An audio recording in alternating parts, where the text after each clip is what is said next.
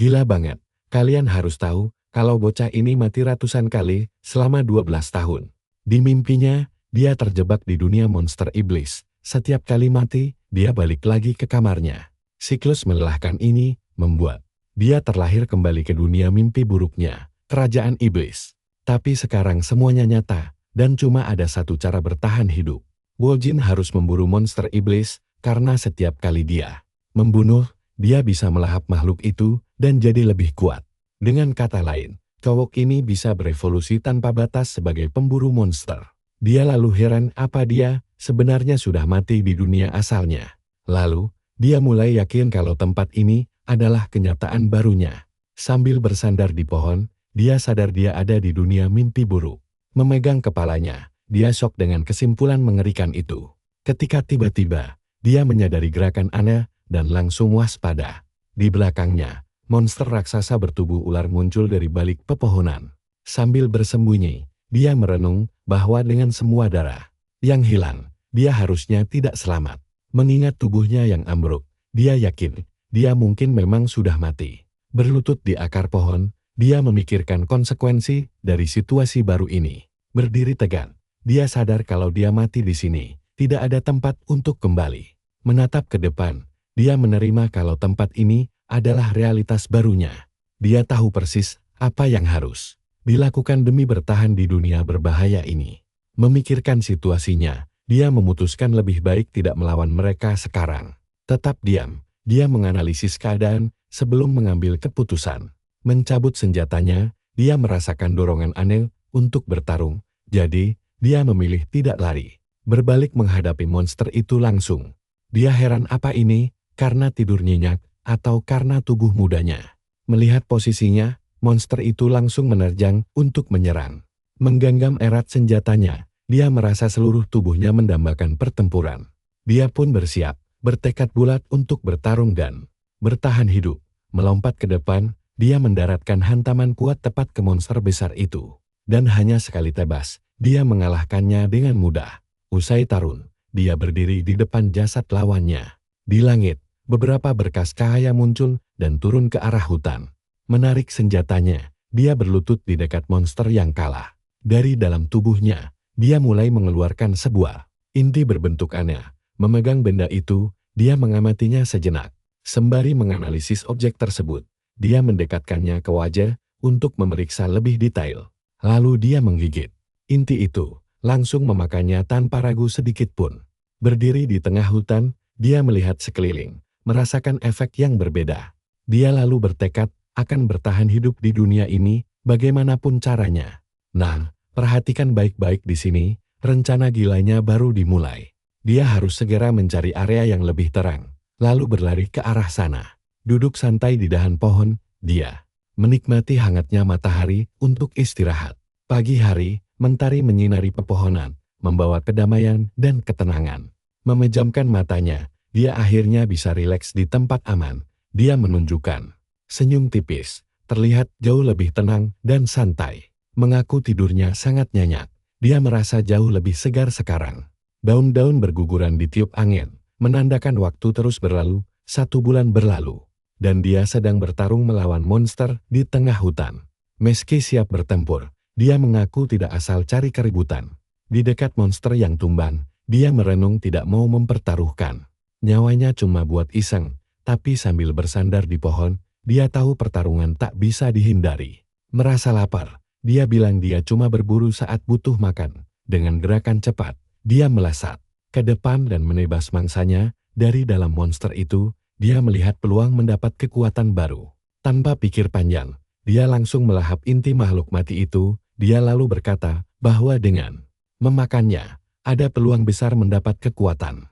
Duduk di hutan, dia merasa makan inti monster membuat adaptasinya jauh lebih mudah. Lalu dia teringat bahwa dia juga menemukan sesuatu yang sangat penting. Memungut sebuah leontin, dia melihat jasad itu milik seorang tentara bayaran. Memeriksa tanda pengenalnya, dikonfirmasi itu tentara bayaran kelas 3. Dia pun sadar kartu identitas ini sangat penting, karena artinya ada manusia lain di dunia ini. Menatap cahaya di ujung hutan, ada secercah harapan baru. Tapi tunggu dulu, tiba-tiba dia menyadari ada hal yang aneh. Dia langsung berhenti mendadak. Kaget bukan main, dia melompat mundur dan heran apa itu tadi. Melihat ke tanah, dia sadar baru saja menemukan perangkap berburu. Dia paham apa arti dari keberadaan perangkap tersebut. Melompat lagi, dia tahu mungkin ada orang di sekitar sini. Berlari kencang ke arah cahaya, dia bergegas keluar hutan secepatnya. Begitu sampai di tempat terbuka, dia melihat sebuah rumah kayu kecil berdiri di sana. Matanya terbelalak heran melihat ada rumah. Sesampainya di sana, dia mengetuk pintu untuk memastikan ada orang atau tidak. Dia memanggil, tapi tidak ada jawaban sama sekali. Di dalam, dia menemukan sebuah buku tua di atas meja. Menyentuh objek itu, dia penasaran buku misterius apa ini. Membuka lembarannya, ternyata itu adalah catatan tentang alam iblis. Membaca isinya, dia sangat terkejut dengan informasi di dalamnya. Dia melihat sejarah tempat itu ditulis sangat mendalam. Dia pun paham kalau buku ini kunci utamanya untuk bertahan hidup. Tiba-tiba, dia mendengar suara langkah kaki mendekat. Seorang pria tua muncul dan bertanya kasar siapa dia sambil membidikan panah otomatis. Dia mengancam akan melubangi kepalanya jika tidak menjawab. Dia sadar pria itu mengiranya pencuri. Mencoba menjelaskan, dia bilang cuma penasaran. Tapi pria itu menyuruhnya pergi karena tak ada urusan. Sambil menatap buku, dia bilang dia paham situasinya, tapi tetap bergeming. Menaruh tangan di atas buku, dia berkeras, harus mengambil benda penting itu. Dia lalu bertanya, apa boleh meminjam bukunya, dan menawarkan bayaran. Pria tua itu menatap tajam, menantang apa yang akan dilakukannya jika ditolak. Jin tahu dia sangat butuh buku itu untuk selamat. Bersiap bertarung, dia memegang senjata di pinggangnya. Dia sadar mungkin terpaksa jadi pencuri sungguhan demi mendapatkan buku itu. Menghadapi pria tersebut, dia bersiap mencabut senjatanya. Sementara itu, si pemburu tua tetap membidikan panah, tidak menurunkan kewaspadaannya. Jin berpikir meski belum tahu kekuatan kakek ini, dia merasa tidak akan kalah begitu saja. Pria tua itu tiba-tiba berubah pikiran sambil tersenyum tipis. Menurunkan senjatanya, dia memperkenalkan diri sebagai Hathor. Terkejut, pemuda itu mengaku sempat lengah dan menyebut namanya sendiri. Kim Woo Jin. Hathor merasa nama itu terlalu asing dan memilih memanggilnya Jin saja. Jin maklum kalau namanya memang sulit dija. Hathor lalu menyebut buku itu sangat berharga, tapi dia mengizinkannya tinggal untuk membacanya. Sebagai imbalan, Hathor meminta bantuan mengurus rumah. Dan Jin berterima kasih atas kesempatan itu. Malam harinya, rumah kecil di tengah hutan itu diselimuti kabut tebal dengan kuali di atas api. Dia akhirnya menginap di rumah pemburu tua itu. Duduk di meja, Hathor menyajikan sepiring makanan hangat dan menyuruhnya makan. Menerima makanan itu, dia kaget akhirnya bisa makan sup lagi setelah sekian lama. Saat mencicipinya, rasanya sangat lezat hingga membuatnya emosional. Keesokan harinya, dia bertanya apa Hathor mau pergi.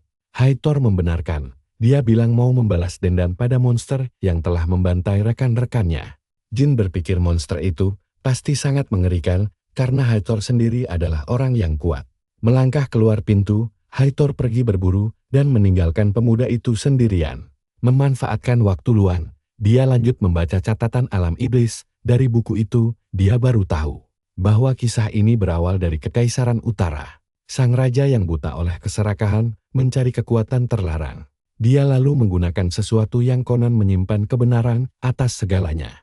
Sejak hari itu, bencana besar mulai melanda dunia. Monster-monster kuat bermunculan dari portal, mengubah wilayah utara jadi alam iblis. Manusia lalu membentuk aliansi, membangun benteng pertahanan. Menutup bukunya, dia menaruhnya kembali setelah melahap semua informasi. Sembari menopang dagu, dia merenung bahwa banyak info penting di buku ini yang bisa dia manfaatkan. Nah, perjalanan kita bareng Jin baru aja dimulai. Jadi, jangan lupa buat terus ikuti kelanjutan kisah serunya ya. Kita mulai di dunia iblis, kalian dan aku pasti penasaran seberapa kuat dia di dunia baru ini. Di dekatnya, sekawanan serigala berlari kencang. Hathor yang dikejar pun berlari kencang, bersiap untuk bertarung menggunakan busur silangnya.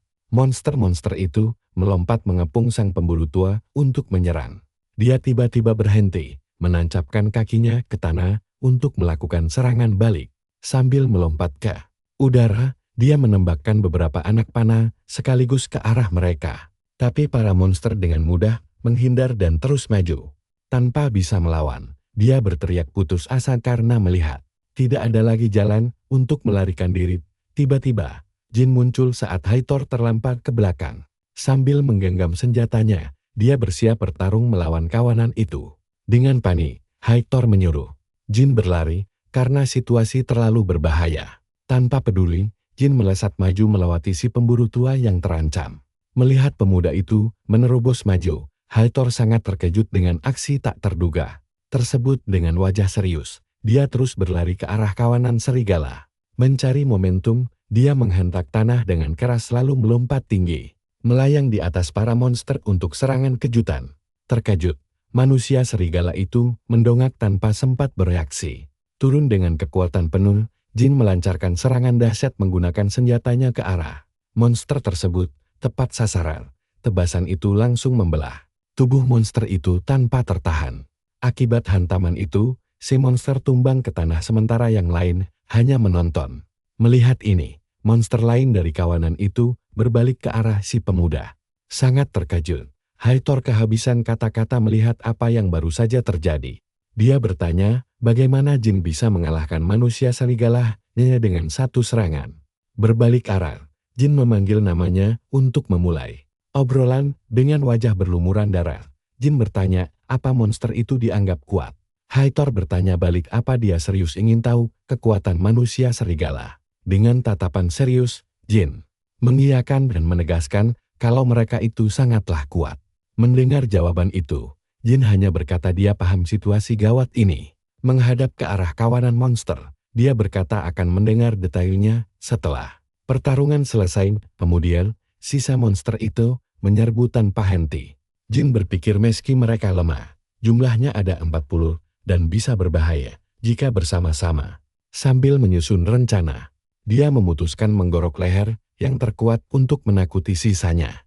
Dengan tatapan tajam, dia mencari target aslinya. Nah, perhatikan ini, di barisan paling depan, dia menemukan sang pemimpin yang berukuran raksasa dibandingkan yang lainnya. Sambil menyiapkan serangannya, dia berkata dialah yang harus mati pertama kali. Melihat ancaman itu, si monster memelototinya dengan mata menyala penuh amarah. Jin menatap balik, fokus sepenuhnya pada target tanpa menunjukkan rasa takut sedikit pun. Monster itu tampak ragu, memalingkan wajahnya sejenak.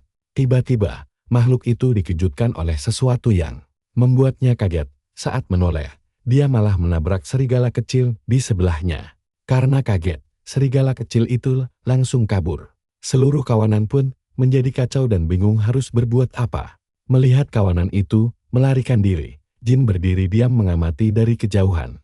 Hathor pun heran bagaimana serigala yang terkenal sangat pemberani bisa kabur. Sambil menaruh tangan di dagunya, dia tampak menganalisis perilaku tersebut. Berlari tanpa henti, si pemimpin kawanan kabur dengan cepat menembus hutan. Kembali ke kabin. Waktu berlalu hingga malam tiba. Hathor lalu menjelaskan kalau hadiah untuk manusia serigala adalah 40 koin emas. Jin bertanya apa itu uang yang banyak, dan Hathor mengiyakannya. Dia terkejut mengetahui itu cukup untuk hidup selama 7 tahun. Sambil menatap jasadnya, dia merenung tentang nilai hadiah yang dia terima. Dia lalu tersenyum tipis. Sepertinya mendapat ide baru. Dia sadar bisa menghasilkan banyak uang dengan memburu monster serupa lainnya. Di atas jasad monster itu, sebuah kantong koin menjadi pembayaran penuhnya.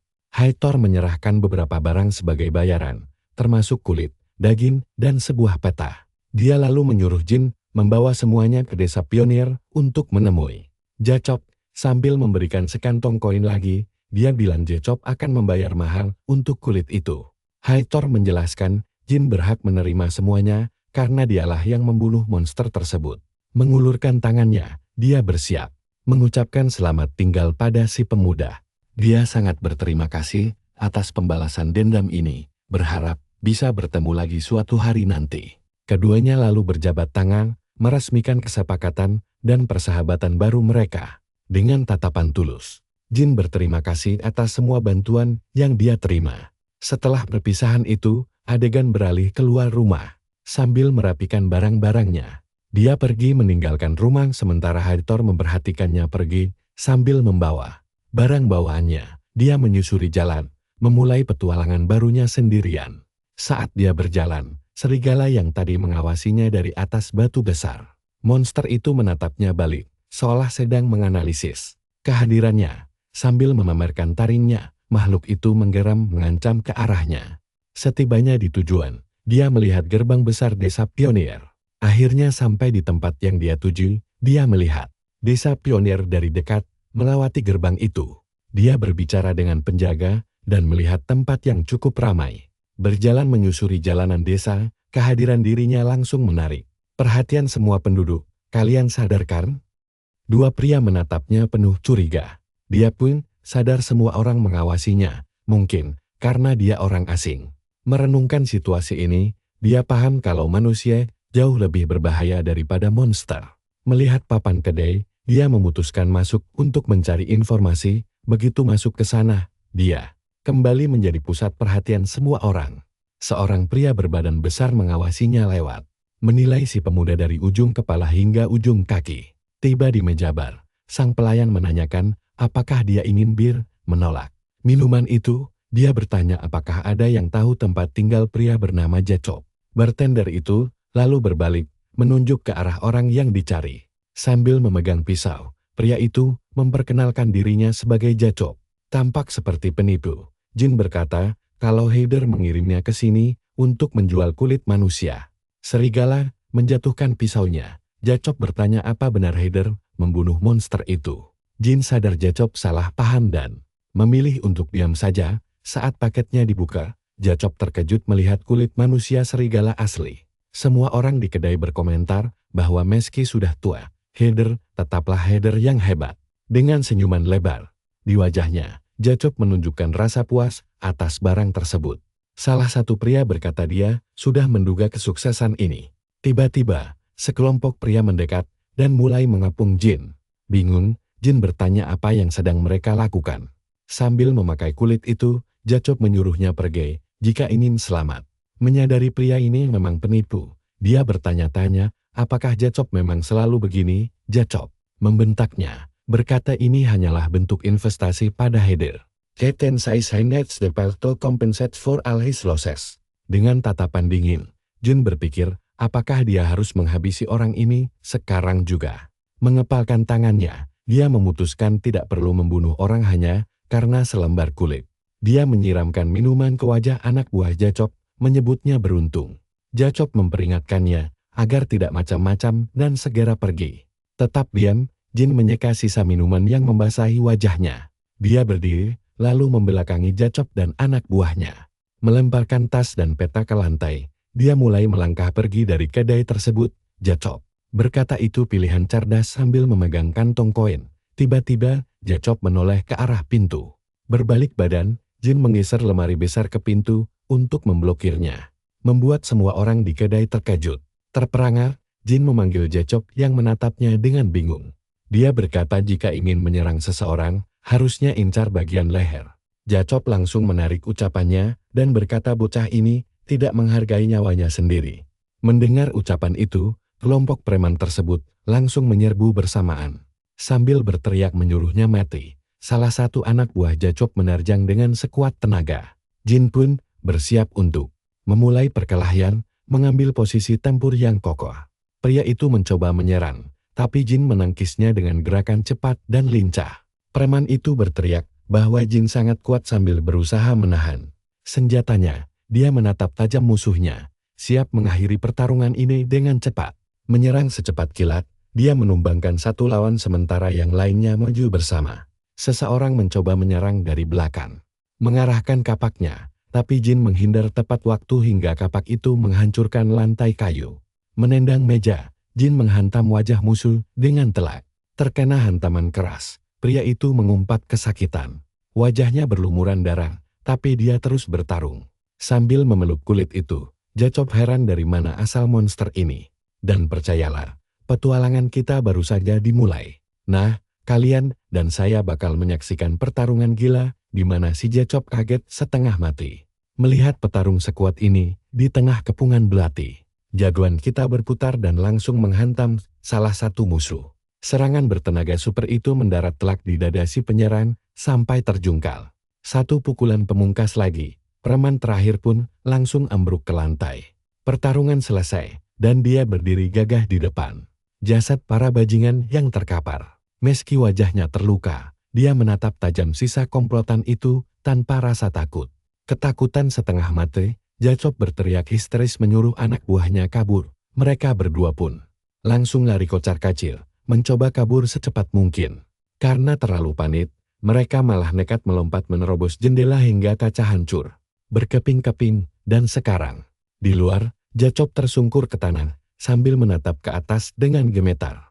Matanya melotot, heran makhluk mengerikan apa itu. Tiba-tiba, seekor serigala merah muncul, membuat mereka makin bingung, mendekat perlahan.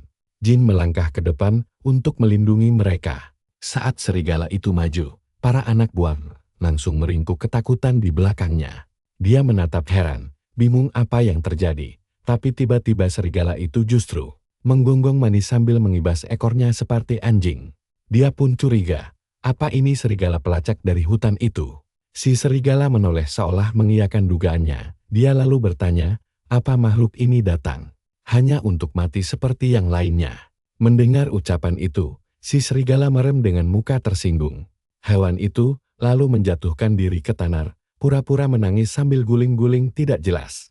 Melanjutkan dramanya, dia berbalik sambil melipat telinga seolah minta maaf. Lalu terlentang manja bertingkah layaknya anjing rumahan. Jacop dan anak buahnya melongo keheranan melihat keanehan ini. Jin sendiri ikutan pusing melihat tingkah aneh hewan ini. Berkeringat dingin, si serigala tampaknya ketakutan dengan situasi yang ada. Menghadap ke arah para preman, Jin menunjuk mereka, seperti memberi perintah khusus. Sambil pasang wajah serius, dia menyuruh serigala itu menggigit mereka semua. Makhluk kecil yang tadinya ciut itu mendadak beringas. Dengan kecepatan penuh, dia melompat menyerang salah satu. Kalian harus lihat bagian ini. Si serigala langsung menggigit kepala orang itu sampai menjerit histeris. Di tengah kekacauan, hanya bayangannya yang terlihat gahar. Jin pun memujinya karena kerja bagus. Sambil ketakutan, Jacop tiarap di tanah menyaksikan monster itu membantai anak buahnya. Si serigala menggigit preman lain, lalu melempar tubuhnya begitu saja. Panik setengah mati, Jacop sadar dia harus segera kabur dari sana. Melihat reaksi Jin, dia sadar pemuda ini bukan orang sembarangan. Jacop pun bersujud memohon ampun agar tidak dibunuh. Sambil berkeringat dingin, dia berencana membalas dendam setelah berhasil lolos nanti. Namun, Jin langsung menghantamkan senjatanya tepat di depan wajah Jacop. Dengan muka berlumur darah, Jacop langsung membeku ketakutan karena tindakan itu. Jin mendekat sambil menggenggam senjatanya saat si keparat memohon ampun. Dengan tatapan dingin, dia bingung harus diapakan bajingan ini. Jin merenung, merasa geram dengan kelakuan sok berkuasa si Jacop di dalam ingatannya. Seorang pria pernah memintanya memaafkan kesalahan sekali ini saja. Dia ingat manajernya menyuruhnya memaklumi kondisi perusahaan yang sulit. Waktu itu, dia terpaksa mengalah karena tidak punya pilihan lain. Dia sadar kalau karena mengalah, gajinya yang telat seminggu malah makin molor. Dalam memori itu, dia menanyakan sisa gajinya bulan itu. Tapi si manajer malah berbalik memegang stick golf dan meneriakinya bocah nakal yang egois. Manajer itu memperlakukannya seperti sampah. Kembali ke masa kini, dia ingat betapa menyedihkannya hidupnya dulu sebagai pecundang tak berguna. Saat itu, dia mendapat pelajaran hidup yang sangat berharga. Tiba-tiba, wajah Jacop berubah menyeramkan dengan senyum yang aneh. Berlumuran darah, dia tertawa licik bersiap melancarkan serangan kejutan. Menyerang dari belakang, dia mencabut pisau belati siap menusuk. Sambil berteriak, dia menerjang sekuat tenaga berniat menghantam si pemuda. Tapi Jin langsung berputar cepat menghindari serangan itu dengan gesit. Jin lalu mencengkeram tangan Jacop, berbisik bahwa orang-orang brengsek sepertinya adalah sampah yang tidak tahu cara bertobat. Dengan wajah berdarah-darah, Jacop mengumpat kasar meluapkan segala kebenciannya. Kalian pasti sudah menduga kelanjutannya kan? Sekali tebas, kepala Jacop langsung menggelinding lepas dari tubuhnya. Dengan wajah terciprat darah, Jin bergumam bahwa kali ini semuanya berbeda. Dia menginjak tangan Jacop sambil menegaskan, tak akan mau lagi ditindas. Dia lalu menoleh, bersiap mengurus sisa masalah yang ada. Jin bingung mau diapakan. Serigala yang masih setia menunggu di sana. Hewan itu menaruh sebuah kantong di tanah, seakan ingin ikut. Di dalamnya ada banyak koin emas berkilauan seperti harta karun. Menatap serigala itu, Jin merenung bimbang harus berbuat apa. Dia lalu bertanya, apakah si serigala mau menemaninya bertualang. Girang mendengar itu, hewan tersebut langsung bermanja-manja seperti anjing peliharaan. Dia pun mengelus kepalanya sambil tersenyum tipis. Jin menerimanya dan memuji keputusan cerdas si serigala. Sambil terus mengelus, dia merasa mereka berdua bakal jadi partner yang cocok. Adegan pun berganti, menampilkan tembok raksasa dari sebuah kota megah. Mentari pagi mulai bersinar terang menandai hari baru. Terbangun di kamarnya, Jin duduk di ranjang sementara si serigala masih tertidur lelap. Sambil tersenyum, dia sadar akhirnya bisa tidur nyenyak semalaman. Dia merenggangkan otot, menikmati kesegaran udara pagi hari. Di luar rumah, dia mulai mencuci bajunya di tepi sungai kecil, sambil memercikan air. Jin menatap bayangannya sendiri dengan tatapan serius.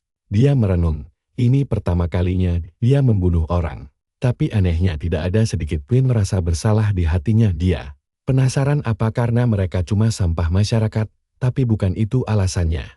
Dia sadar kalau adrenalinnya sama persis saat memburu monster. Menaruh tangan di dada, dia merasa ada sesuatu yang mulai berubah dalam dirinya.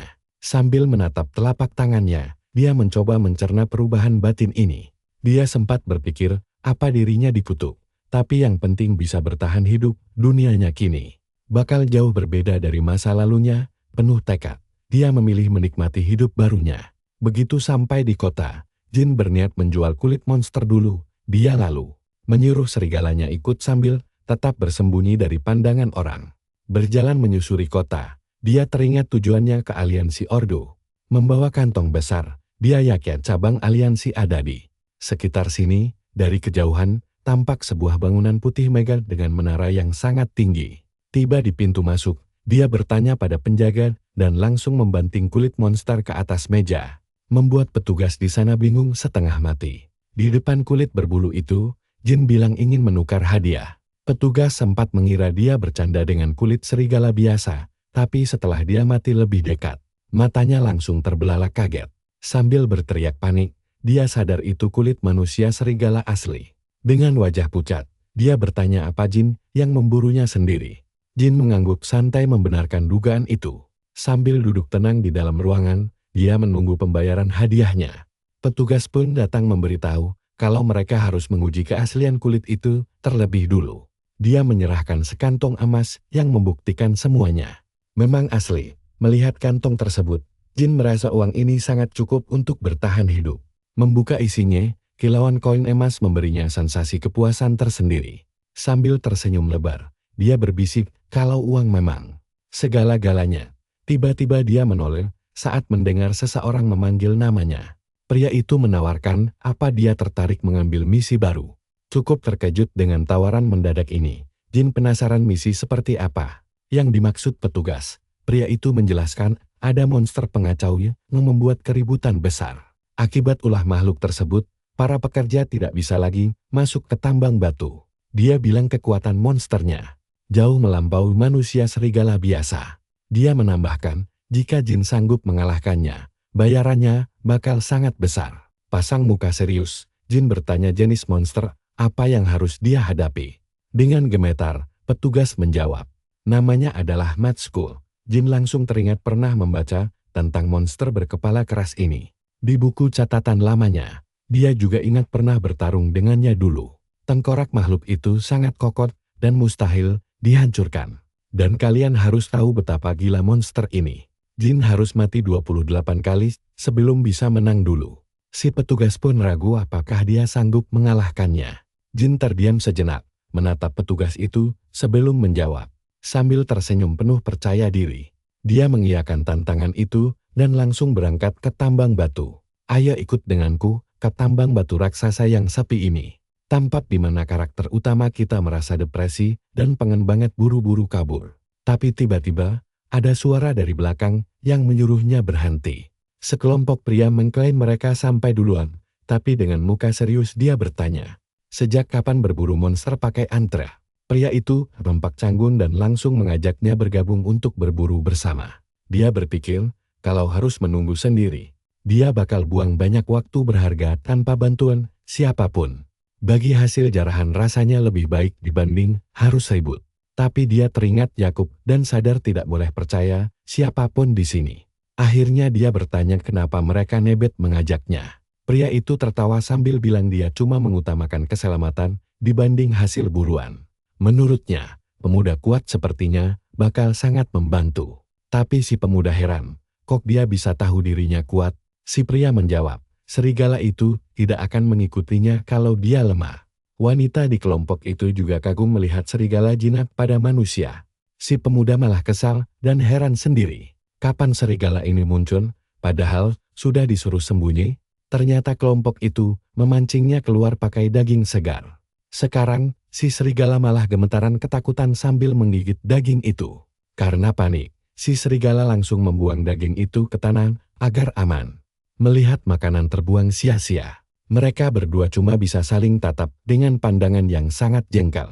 Dia kesal dan bertanya-tanya, dikira siapa dirinya oleh serigala itu. Tapi anehnya, daging di tanah itu mendadak berkilau menggoda. Dia langsung berkeringat dingin dan kehilangan kata-kata. Tubuhnya mendadak kaku karena lapar luar biasa. Dia heran kenapa fisiknya bereaksi aneh ini. Sambil melotot, dia ingat serigalanya belum makan, lalu menyentuh daging itu demi harga dirinya. Wanita di sana bertanya, apa dia mau makan, karena kelihatan sangat lapar. Dia pun berbalik dengan tatapan super kelaparan. Dan tiba-tiba menganggap wanita itu bagaikan dewi penyelamat. Nah, perhatikan baik-baik bagian ini. Saat mereka semua mulai masuk ke dalam gua gelap dengan obor menyala, demi memburu monster. Mengerikan itu, sambil menikmati daging lezat. Dagingnya sungguh nikmat tiada tanding. Sambil berjalan, si wanita menyadari mereka belum saling kenal. Pria itu memperkenalkan diri sebagai Jonathan, dan si wanita bernama Claire. Dia memperkenalkan dirinya sebagai Jin. Sambil tersenyum tipis, Jonathan tampak mengamati Jin dengan sangat saksama. Begitu sampai di sebuah jurang, dia bilang disinilah pertarungan akan dimulai. Dia mulai memberi komando agar jaring dan tombak segera disiapkan. Dia memanggil Claire yang langsung bersiap mengeksekusi rencana. Melihat semua persiapan itu, Jin merasa sangat kagum. Tiba-tiba bulu-bulu indah melayang di udara saat Claire merapal sihir dari buku sucinya. Jin langsung menyadari bahwa ini adalah sihir legendaris yang pernah tertulis di catatan kuno. Dengan mata terpejam, Claire memohon berkah untuk tanah ini. Seketika, tubuh semua orang terasa menjadi sangat ringan. Jonathan memuji sihir penguat milik Claire yang selalu luar biasa. Skenario terburuknya, mereka cuma punya waktu 5 menit untuk bertarung. Dia menyuruh semua bersiap, lalu berlari ke arah jurang untuk memancing monster itu keluar ke jebakan. Sambil tersenyum, Jin berpikir betapa hebatnya kekuatan sihir itu dan berniat mempelajarinya nanti. Tiba-tiba seseorang berteriak bahwa monster sudah dekat dan mereka tidak punya banyak waktu. Satu kesalahan kecil saja bisa membuat mereka semua mati konyol. Memancing monster ke jebakan memang ide bagus. Tapi Jin agak ragu apakah rencana ini bakal berhasil sepenuhnya. Jonathan berlari kencang menjadi umpan hidup demi menarik perhatian makhluk itu. Begitu melihat monsternya mendekat, dia berteriak panik menyuruh tim jebakan untuk bersiap melakukan tugas mereka. Monster bertanduk itu terus mengejarnya dengan beringas. Para pemburu berteriak histeris saat si tengkorak gila muncul. Beruntung, monster itu berhasil dijerat menggunakan jaring besi raksasa. Mereka saling berteriak menyuruh menarik jaringnya sekuat tenaga. Monster itu meronta-ronta mencoba melepaskan diri. Jonathan langsung memerintahkan tim tombak maju menyerang tanpa ampun secara bertubi-tubi. Pasukan tombak bersiap menyerang, tapi mereka malah terpental jauh akibat kekuatan dahsyat si monster. Meski terjerat jaring, makhluk itu terus mengamuk liar demi bisa lolos dari sana. Kalian bisa lihat sendiri kan betapa kacaunya situasi ini saat si monster menarik semua orang. Memaksa Jin harus segera bertindak. Jin melihat kelompok itu benar-benar kewalahan menghadapi amukan si monster. Orang-orang terlempar ke segala arah tanpa bisa menahannya. Dengan kekuatan penuh, makhluk itu mulai merobek jaring besinya. Tanduk tajamnya merobek jaring penahan dengan mudah. Matanya memancarkan kemarahan murni saat bersiap menghabisi mereka semua. Di tengah kepanikan, Claire terkejut melihat Jin malah maju sendirian. Claire segera merapal mantra pelindung ke arah Jin untuk membantunya bertarung. Jin berdiri kokoh tepat di depan monster raksasa itu tanpa ada rasa takut sedikit pun. Mencari momentum, Jin menghentakkan kakinya keras-keras ke tanah, lalu melompat tinggi. Dia mencengkeram tanduk monster itu dan langsung berhadapan langsung dengannya untuk menyerang. Claire berteriak cemas memperingatkan Jin bahwa itu sangat berbahaya. Namun Jin menyuruhnya santai saja karena semua aman terkendali. Dengan penuh percaya diri, dia sudah tahu cara mengalahkannya. Jin menahan taring tajam monster itu dan menepis serangannya dengan cepat. Dia menggunakan pedangnya untuk menangkis hantaman keras tersebut. Namun, tenaga makhluk itu ternyata luar biasa besar. Jin sempat mengira dirinya lebih kuat, tapi kekuatan fisik monster ini memang di luar nalar. Di saat dia menyadari telah lengah sesaat, situasi mendadak berubah dengan cepat. Bulu-bulu ajaib kembali melayang di sekitarnya saat Jin terhempas mundur. Claire datang memberikan bantuan sihir pelindung yang membuat tubuh Jin terasa sangat ringan dan siap menyerang balik. Kini Jin bisa berburu dengan lebih mudah. Rekan setimnya menawarkan bantuan, tapi dia malah menyuruh mereka diam di tempat. Bingung dengan perintah itu, mereka akhirnya cuma menonton saja. Sambil bersiap kembali, Jin bergumam bahwa bertarung sendiri jauh lebih mudah baginya. Dia menjelaskan kalau untuk mengalahkan monster sejenis babi hutan ini, ada trik khusus yang perlu diketahui. Makhluk ini cuma bisa lari kencang secara lurus dan kesulitan untuk berbelok arah. Jadi, Jin berniat memanfaatkan kelemahan konyol itu terlebih dahulu demi menghentikan laju serangannya. Dengan menghindar di detik terakhir, Jin sukses membuat monster itu menabrak dinding batu gua. Meski sempat mengerem mendadak sampai kakinya terseret, keseimbangan monster itu goyah, lalu jatuh tersungkur.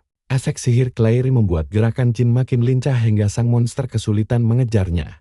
Jin menjelaskan bahwa taring monster itu berfungsi seperti tangan manusia yang mustahil ditebas. Pedang biasa. Karena itu, dia memilih mengincar bagian hidung sebagai titik paling sensitif. Sambil melompat tinggi, Jin meluncurkan tebasan telak tepat sasaran di moncong monster malang tersebut. Rasa sakit luar biasa langsung melumpuhkan gerakan sang monster. Jin bersiap melakukan serangan pamungkas untuk menyelesaikannya dengan mengincar bagian kaki. Monster itu lewat tebasan beruntun. Dia memperdalam luka di kaki monster tersebut agar tidak bisa menyerang balik lagi. Sambil tersenyum penuh kemenangan, dia bersiap menghabisinya selagi kelompok pemburu berlari cemas mendekatinya. Begitu sampai di lokasi, mereka panik mencari keberadaan Jin. Namun tiba-tiba mereka dikejutkan oleh sesosok makhluk raksasa berbulu lebat yang mendadak muncul, menghalang jalan mereka. Ternyata itu adalah serigala raksasa yang menatap mereka dengan tatapan tajam. Sambil melindungi Claire, Jonathan mundur perlahan.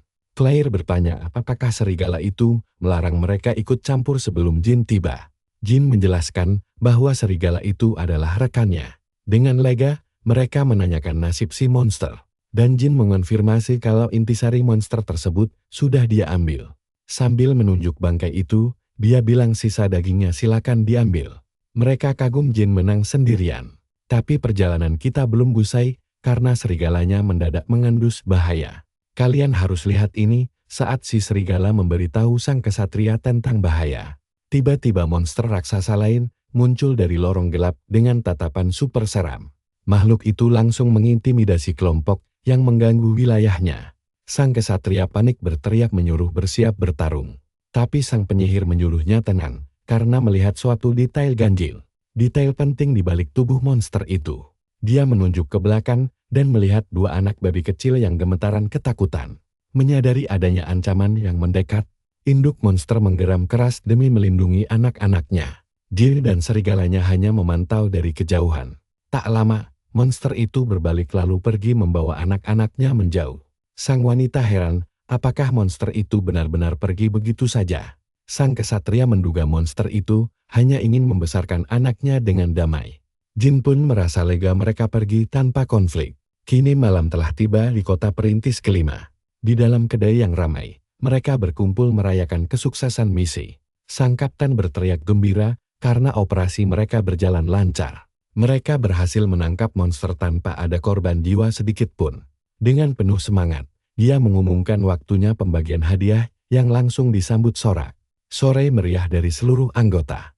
Melihat kantong uang yang tebal, sang wanita curiga nilainya lebih dari 70 koin. Sambil tertawa, Kapten mengaku ini berkat kemampuan tawar-menawarnya yang hebat. Padahal dia berbohong.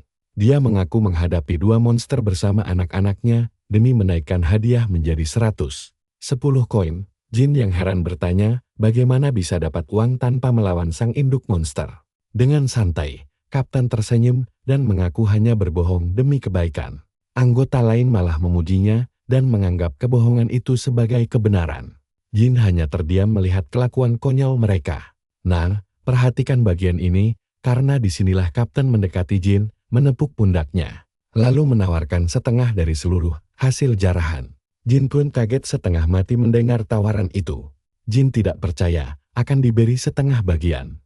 Sang Kapten mendesaknya menerima, karena tanpa Jin mereka pasti sudah mati. Semua kru pun setuju, karena jumlah hadiahnya memang bertambah banyak. Sambil mengacungkan jempol, mereka merayakan keputusan tersebut. Jin mulai merenung dan mengakui bahwa efek sihir penguat serta jebakan mereka sangat membantu. Kelancaran misi, dia pun menyadari sesuatu. Ternyata tidak semua orang di dunia ini jahat. Sebagai gantinya, Jin mentraktir minuman untuk semua orang malam ini. Di tengah pesta pora, Jin melihat Claire diam-diam pergi. Jin bingung melihat kepergiannya, lalu segera menyusul untuk bertanya tujuannya di malam selarut ini. Claire menjawab santai kalau dia hanya ingin melatih kemampuan sihirnya di luar kedai. Di bawah sinar bulan purnama, Claire duduk sendirian di tempat terpencil. Dia memejamkan mata dan mulai memusatkan fokus sihirnya. Jin yang mengawasi dari jauh menduga dia pasti kelelahan. Didorong rasa penasaran, Jin terus mengamati latihan sihirnya dan berpikir untuk mempelajarinya. Juga Claire terkejut mendengar keinginan Jin, namun dengan senang hati menawarkan diri untuk mengajarinya. Sempat heran karena diterima terlalu mudah. Claire menjelaskan ini sebagai hadiah karena Jin telah menyelamatkan mereka. Baginya, tindakan protektif Jin membuat pria itu sangat berbeda dari tentara bayaran lainnya. Tapi Jonathan memperingatkan bahwa sihir tidak bisa dikuasai dalam semalam. Claire mengusulkan agar Jin ikut bersama kelompok mereka saja, membuat Jin bertanya-tanya. Sementara Kapten langsung merangkulnya. Dia menasihati bahwa serigala memang lebih baik sendirian. Berhubung tidak punya tujuan lain, Jin menanyakan kemana arah perjalanan mereka berikutnya. Sang Kapten pun membocorkan rencana perjalanan kelompoknya. Rupanya mereka juga berencana pergi ke kota perintis Kambat. Dengan senyum lebar, Claire dan Jonathan menyambut baik kebetulan ini karena mereka sangat membutuhkan sekutu kuat seperti Jin. Melihat sambutan hangat mereka, Jin akhirnya memantapkan tujuannya. Rombongan pun berjalan mendekati sosok monster transportasi raksasa bernama Taraskoi yang biasa digunakan untuk melakukan perjalanan antar kota. Jin teringat bahwa makhluk ini adalah Taraskoi legendaris dari buku catatan yang pernah dibacanya. Dengan penuh semangat, Jonathan menyuruh semua orang segera bersiap memulai perjalanan panjang mereka. Mungkin kalian juga berpikir belajar sihir itu gampang. Tapi Jin sadar latihan ini sangat menyiksa karena repetisi tanpa henti. Di sini kita melihat ingatan masa lalunya. Kemajuan hanya bisa dicapai lewat latihan yang konstan. Sambil bermandikan keringat, dia berjuang keras menahan rasa sakit luar biasa akibat mengulang gerakan yang sama berulang kali. Untungnya, dia sudah sangat terbiasa dengan rasa sakit semacam ini. Penderitaan selama 12 tahun justru membentuk tubuhnya menjadi jauh lebih kokoh dan pantang menyerah. Jin terus bertahan sampai akhirnya keajaiban terjadi. Dia sangat terkejut saat merasakan aliran sihir untuk pertama kalinya. Claire yang melihat hal itu langsung berlari menghampiri dengan gembira. Jin mengeluh karena butuh waktu 10 hari penuh hanya untuk merasakan mana. Namun Claire memujinya karena orang tanpa bakat bahkan tidak akan pernah bisa merasakannya sama sekali.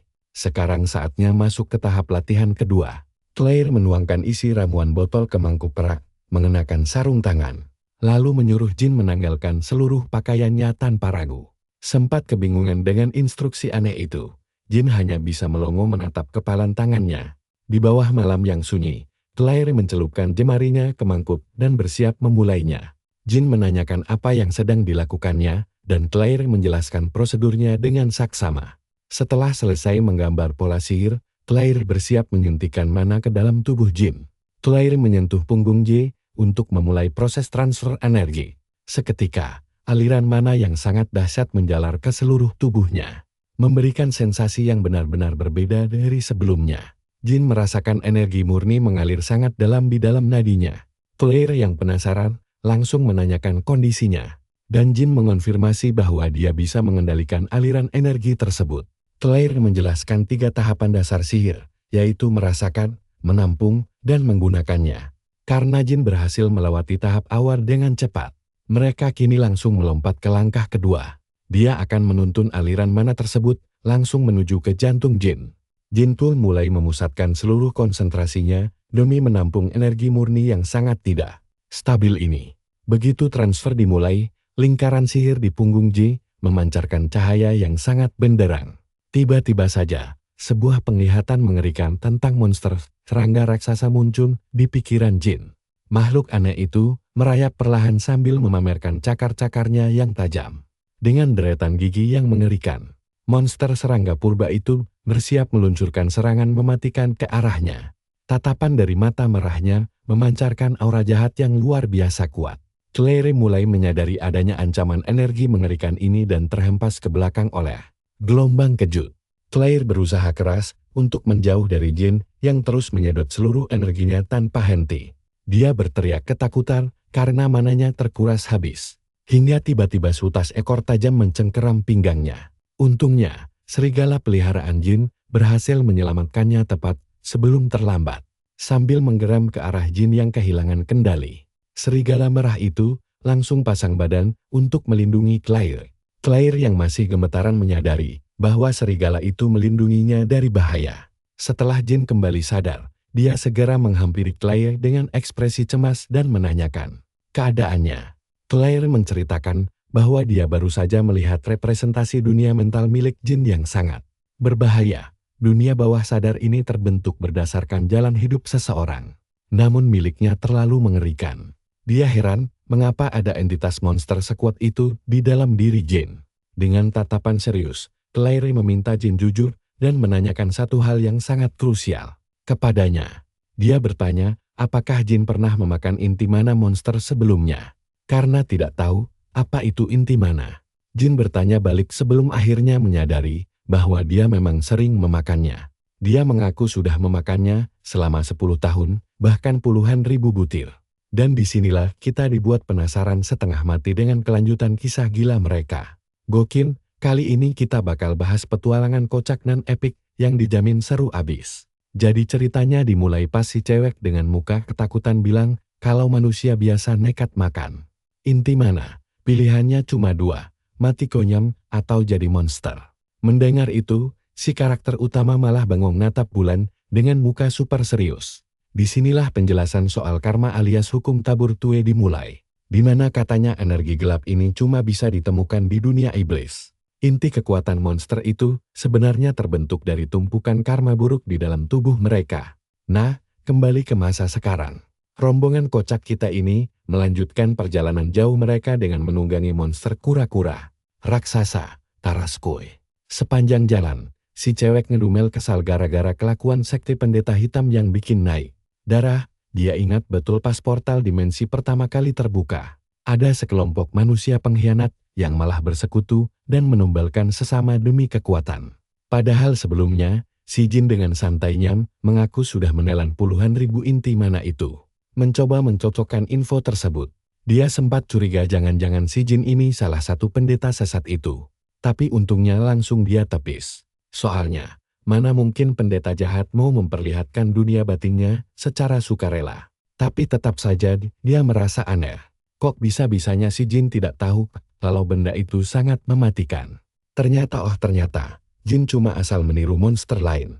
Mendengar kebenaran konyol itu, dia heran kenapa Jin doyan banget makan sesuatu yang menjijikkan seperti itu. Pada akhirnya dia cuma bisa geleng-geleng kepala dan memperingatkan Jin untuk segera berhenti sebelum nyawanya benar-benar melayang. Tapi Jin malah mikir teori si cewek salah besar karena buktinya dia masih sehat walafiat. Dia pun mulai bertanya-tanya, apakah hasrat bertarungnya yang kelewat menggebu-gebu selama ini adalah efek samping dari kebiasaan anehnya tersebut. Meskipun curiga semua ini gara-gara inti monster, Jin dengan polosnya bilang bakal mencoba menguranginya. Jelas saja si cewek langsung berteriak histeris menyuruhnya berhenti total. Karena taruhannya bukan cuma sekadar kehilangan nyawa semata. Dengan wajah cemas, Jin nanya apakah dampaknya bakal bikin dia tidak bisa memakai sihir lagi. Si cewek menjelaskan kalau kondisi tubuhnya sekarang memang menyulitkan manipulasi mana. Tapi setidaknya dia masih punya harapan buat menguasai ilmu bela diri mana. Jin, yang aslinya bego soal beginian cuma bisa bingung dan bertanya apa itu seni bela diri mana. Tak lama kemudian, tibalah mereka di kota perintis keempat dan langsung disambut oleh kerumunan. Lautan manusia di tengah alun-alun kota. Sambil menatap patung malaikat Megar di tengah kota. Si cewek memperingatkan bahwa misi raksasa ini diawasi langsung oleh ksatria suci. Nah, kalian harus perhatikan bagian ini baik-baik. Tiba-tiba, ksatria suci bernama Raymond muncul dengan gagahnya di hadapan semua orang. Jin dan kelompoknya memilih mundur selangkah. Mengamati situasi dari kejauhan sambil membaca kekuatan lawan. Aura ksatria itu luar biasa pekat, jauh melampaui para tentara bayaran biasa. Penasaran dengan keributan yang ada, Jin akhirnya tahu kalau ini semua adalah misi dari sosok misterius berjuluk si Kumbang Emas. Polosnya, Jin mengira si Kumbang Emas itu sejenis monster baru. Si cewek cuma bisa menepuk jidat. Lalu sang ketua menjelaskan kalau julukan itu adalah milik orang paling kaya raya di wilayah tersebut. Dengan wajah sangat serius, sang ketua membisikkan bahwa miliarder itu mati secara mendadak. Jin yang curiga langsung bertanya, apakah dia dibunuh? Tapi sang ketua sendiri pun masih belum tahu pasti kebenarannya. Karena seluruh harta jatuh ke tangan kedua putranya. Mereka butuh pengawalan ketat untuk memindahkan kekayaan yang tak ternilai itu. Jadi, misi utama kali ini adalah mengangkut seluruh harta karun peninggalannya. Jin akhirnya paham kenapa alun-alun ini penuh sesak oleh orang-orang serakah. Tapi tanpa diduga, nama kelompok mereka, Black Marlin, tiba-tiba dipanggil maju ke depan oleh panitia. Sambil kegirangan, sang ketua langsung menyeret Jin maju ke panggung utama. Dia dengan bangganya memperkenalkan Jin sebagai penakluk monster dan penjinak manusia serigala. Membuat para penonton mulai berbisik ragu. Mendengar julukan penghancur kepala disematkan padanya, Jin cuma bisa cemberut kebingungan sementara sang ketua menyuruhnya diam saja. Di sisi lain, sang ksatria suci menatap mereka dengan pandangan super tajam. Setelah mengumumkan waktu keberangkatan esok subuh, sang ketua girang setengah mati menerima bayaran 100 koin emas. Baginya, uang sebanyak itu sangatlah melimpah hanya untuk tugas memindahkan beberapa karung barang bawaan saja. Dia menjelaskan kalau julukan sangar milik Jin itulah yang membuat harga sewa mereka melambung tinggi. Meski julukan itu terdengar keren bagi sang ketua, Jin malah merasa nama itu sangat konyol. Sambil menimang kantong berisi 100 koin emas, Jin sadar kalau reputasinya ternyata lumayan mahal juga. Dia pun mulai memikirkan cara memanfaatkan momen emas ini untuk mempelajari seni bela diri mana. Malam pun tiba di perkemahan para tentara bayaran, tapi suasananya jauh dari kata tenang. Di dalam barak, tawuran massal pecah dengan adu jotos yang sangat brutal di antara para petarung kasar. Saat si cewek cemas melihat kekacauan itu, Jin malah tersenyum karena tahu para ksatria suci menguasai seni mana. Rencana gilanya adalah menarik perhatian sang ksatria agar mau mengajarkan teknik rahasia tersebut. Kalian pasti mikir rencana ini nekat banget, tapi dengan pede, dia langsung naik ke arena untuk membuktikan kekuatannya di depan ksatria. Begitu bel pertarungan berbunyi, lawan pertama langsung menerjang maju ke arah Jin dengan sebuah serangan pukulan yang sangat cepat dan bertenaga. Dengan gerakan refleks yang gila, Jin menghindari pukulan itu dan langsung membalasnya dengan hantaman keras tepat di wajah lawannya, tanpa memberi ampun sedikit pun. Saat kepalan tangannya mendarat telak, penonton langsung bersorak heboh memuji kehebatan sang penghancur kepala. Jin melihat sang ksatria suci mulai memperhatikannya. Pertanda rencana awalnya berjalan sukses besar. Namun, sekadar dilirik saja belum cukup buat memuluskan rencananya. Jin harus bertindak lebih liar lagi. Dia sadar, agar sang ksatria benar-benar kagum, dia wajib merubuhkan lebih banyak petarung malam ini. Jika dia bisa menumbangkan beberapa petarung kuat lagi secara beruntun, sang ksatria pasti bakal penasaran dari mana asal-usul pemuda sehebat dirinya. Puluhan lawan pun akhirnya bertumbangan di bawah kakinya. Terpancing oleh dominasi mutlak Jin, sang Ksatria Suci akhirnya menyuruh muridnya yang bernama Rex untuk turun bertarung. Si murid langsung merasa terhina karena disuruh melawan seorang tentara bayaran rendahan. Namun di luar dugaan, Jin malah menolak mentah-mentah tantangan duel tersebut dengan santai. Hal ini tentu saja membuat si murid Ksatria melongo tidak percaya. Bukan cuma si murid yang shock berat. Claire yang menonton dari pinggir arena pun hanya bisa melongo heran melihat aksi penolakan sepihak dari Jin.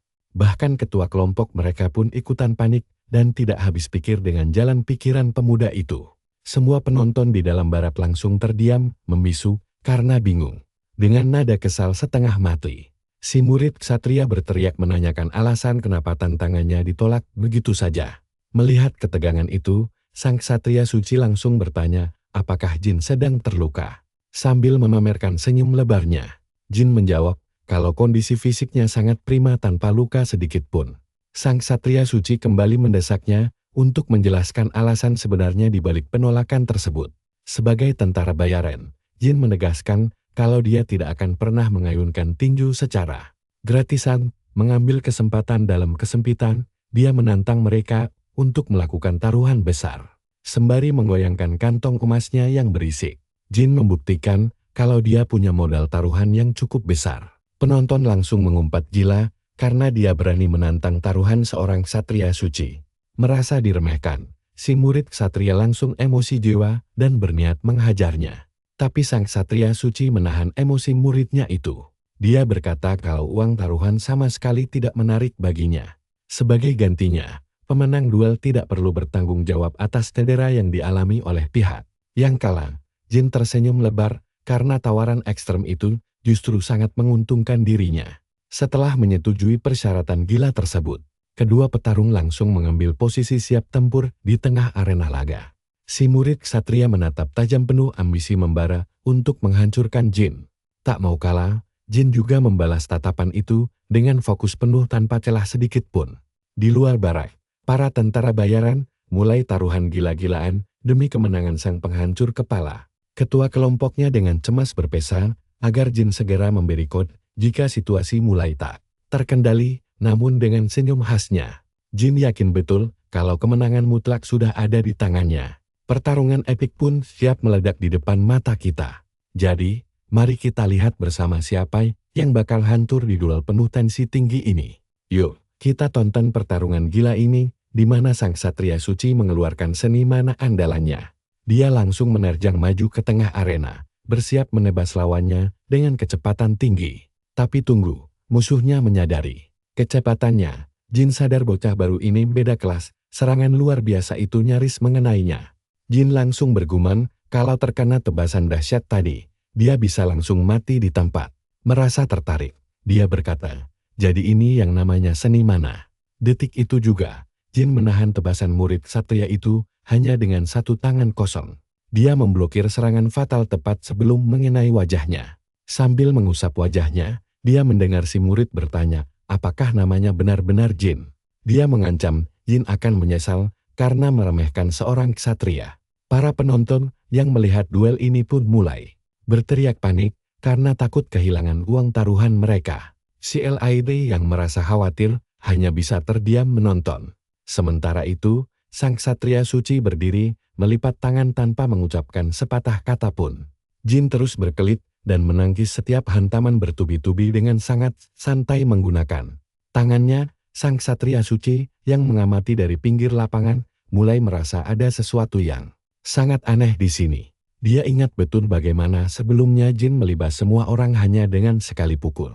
Tapi sekarang, kenapa gerakannya di dalam arena pertarungan malah terlihat sangat pasif dan defensif seperti ini? Sambil berteriak murka, si murid mengerahkan seluruh sisa tenaganya untuk satu serangan pamungkas. Dia menghantamkan senjatanya sekuat tenaganya ke arah Jin. Namun tanpa diduga, Jin justru mampu menepis tebasan kuat itu hanya dengan telapak tangannya saja. Sang ketua berteriak syok melihat serangan mana tersebut digagalkan begitu mudah. Dia tertegun heran, tidak habis pikir bagaimana hal mustahil ini terjadi. Semua penonton melongo melihat situasi yang berbalik drastis ini. Dengan lengan yang sedikit terluka, Jin tersenyum lalu berkata ini sudah cukup. Dia sudah mengukur tingkat kekuatan musuhnya, lalu menantang balik untuk menguji daya tahan tubuh si murid ksatria. Jin merangsak maju dan mendaratkan pukulan telak tepat di perutnya. Pukulan keras itu membuat si murid berteriak kesakitan hingga tubuhnya melayang ke udara. Nah, bagian ini menarik untuk kita perhatikan. Jin tersenyum tipis dan meledik bahwa itu baru satu pukulan. Si murid akhirnya sadar kalau selama ini Jin hanya sedang mempermainkannya saja. Jin memujinya karena masih bisa bertahan dari hantaman tadi berkat perlindungan seni mana. Penasaran dengan kelanjutannya, si murid memaksakan diri bangkit berdiri. Sambil bersiap, Jin bertanya berapa pukulan lagi yang bisa dia tahan. Tiba-tiba, sang ksatria suci masuk menginterupsi duel mereka. Dia memegang pundak muridnya dan menyatakan pertarungan telah berakhir karena muridnya sudah kalah total, lalu menyuruhnya untuk segera berhenti. Dia berjanji akan menyerahkan apa yang disepakati sebelumnya. Jin yang kesal karena duelnya dipotong mengeluh bahwa dia baru saja pemanasan dan merasa pertarungan ini berakhir terlalu cepat serta membosankan. Meski begitu, Jin puas karena rencana awalnya berjalan sukses besar. Melihat kemenangan tak terduga itu, para penonton langsung bersorak gembira, berteriak bahwa mereka selalu mendukungnya sejak awal. Sementara itu, malam hari di kediaman serangga emas pun tiba. Di dalam sana, salah satu putra konglomerat tampak makan dengan sangat rakus layaknya babi. Kita kemudian diperkenalkan kepada Deren, putra pertama, dan Cedric, si putra kedua. Sembari mengeluh, salah satu dari mereka bilang butuh waktu 10 hari untuk menembus dinding. Pertahanan saudaranya menjawab bahwa mereka memang selalu begitu. Hanya besar omong saja tanpa ada tindakan nyata. Dengan cemas, dia bertanya, apakah mereka akan baik-baik saja sekarang? Satu-satunya pilihan adalah berdoa agar tubuh mereka kuat bertahan sampai waktu itu tiba. Sementara itu, manifestasi mana adalah teknik khusus mengalirkan energi. Tujuan utamanya adalah memperkuat otot dan kedahsyatan senjata. Bahkan tingkat tertingginya mampu membelah lautan dan gunung. Menggunakan jurus andalannya, Satria itu pun mendemonstrasikan kehebatan dari tebasan api suci miliknya. Akibat dentuman dahsyat itu, kawanan burung langsung terbang berhamburan karena terkejut. Sang ksatria berdiri tegak, dengan tenang mengamati dampak kehancuran luar biasa yang dihasilkan oleh serangan presisinya barusan. Terpukau oleh aksi itu, si murid memuji bahwa Tuan Raymond sangat luar biasa.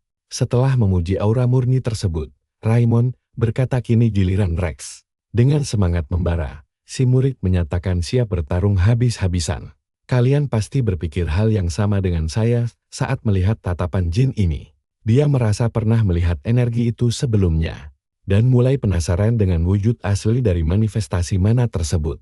Raymond menjelaskan bahwa Jin mungkin bisa memotong apa saja, bahkan tanpa menggunakan teknik khusus. Dia mulai membagikan cara menjaga aliran mana di dalam otot tubuh, lalu menyuruh Jin mengendalikan mana miliknya sendiri. Jin menyadari bahwa metode ini sangat mirip dengan teknik yang pernah diajarkan oleh Claire kepadanya.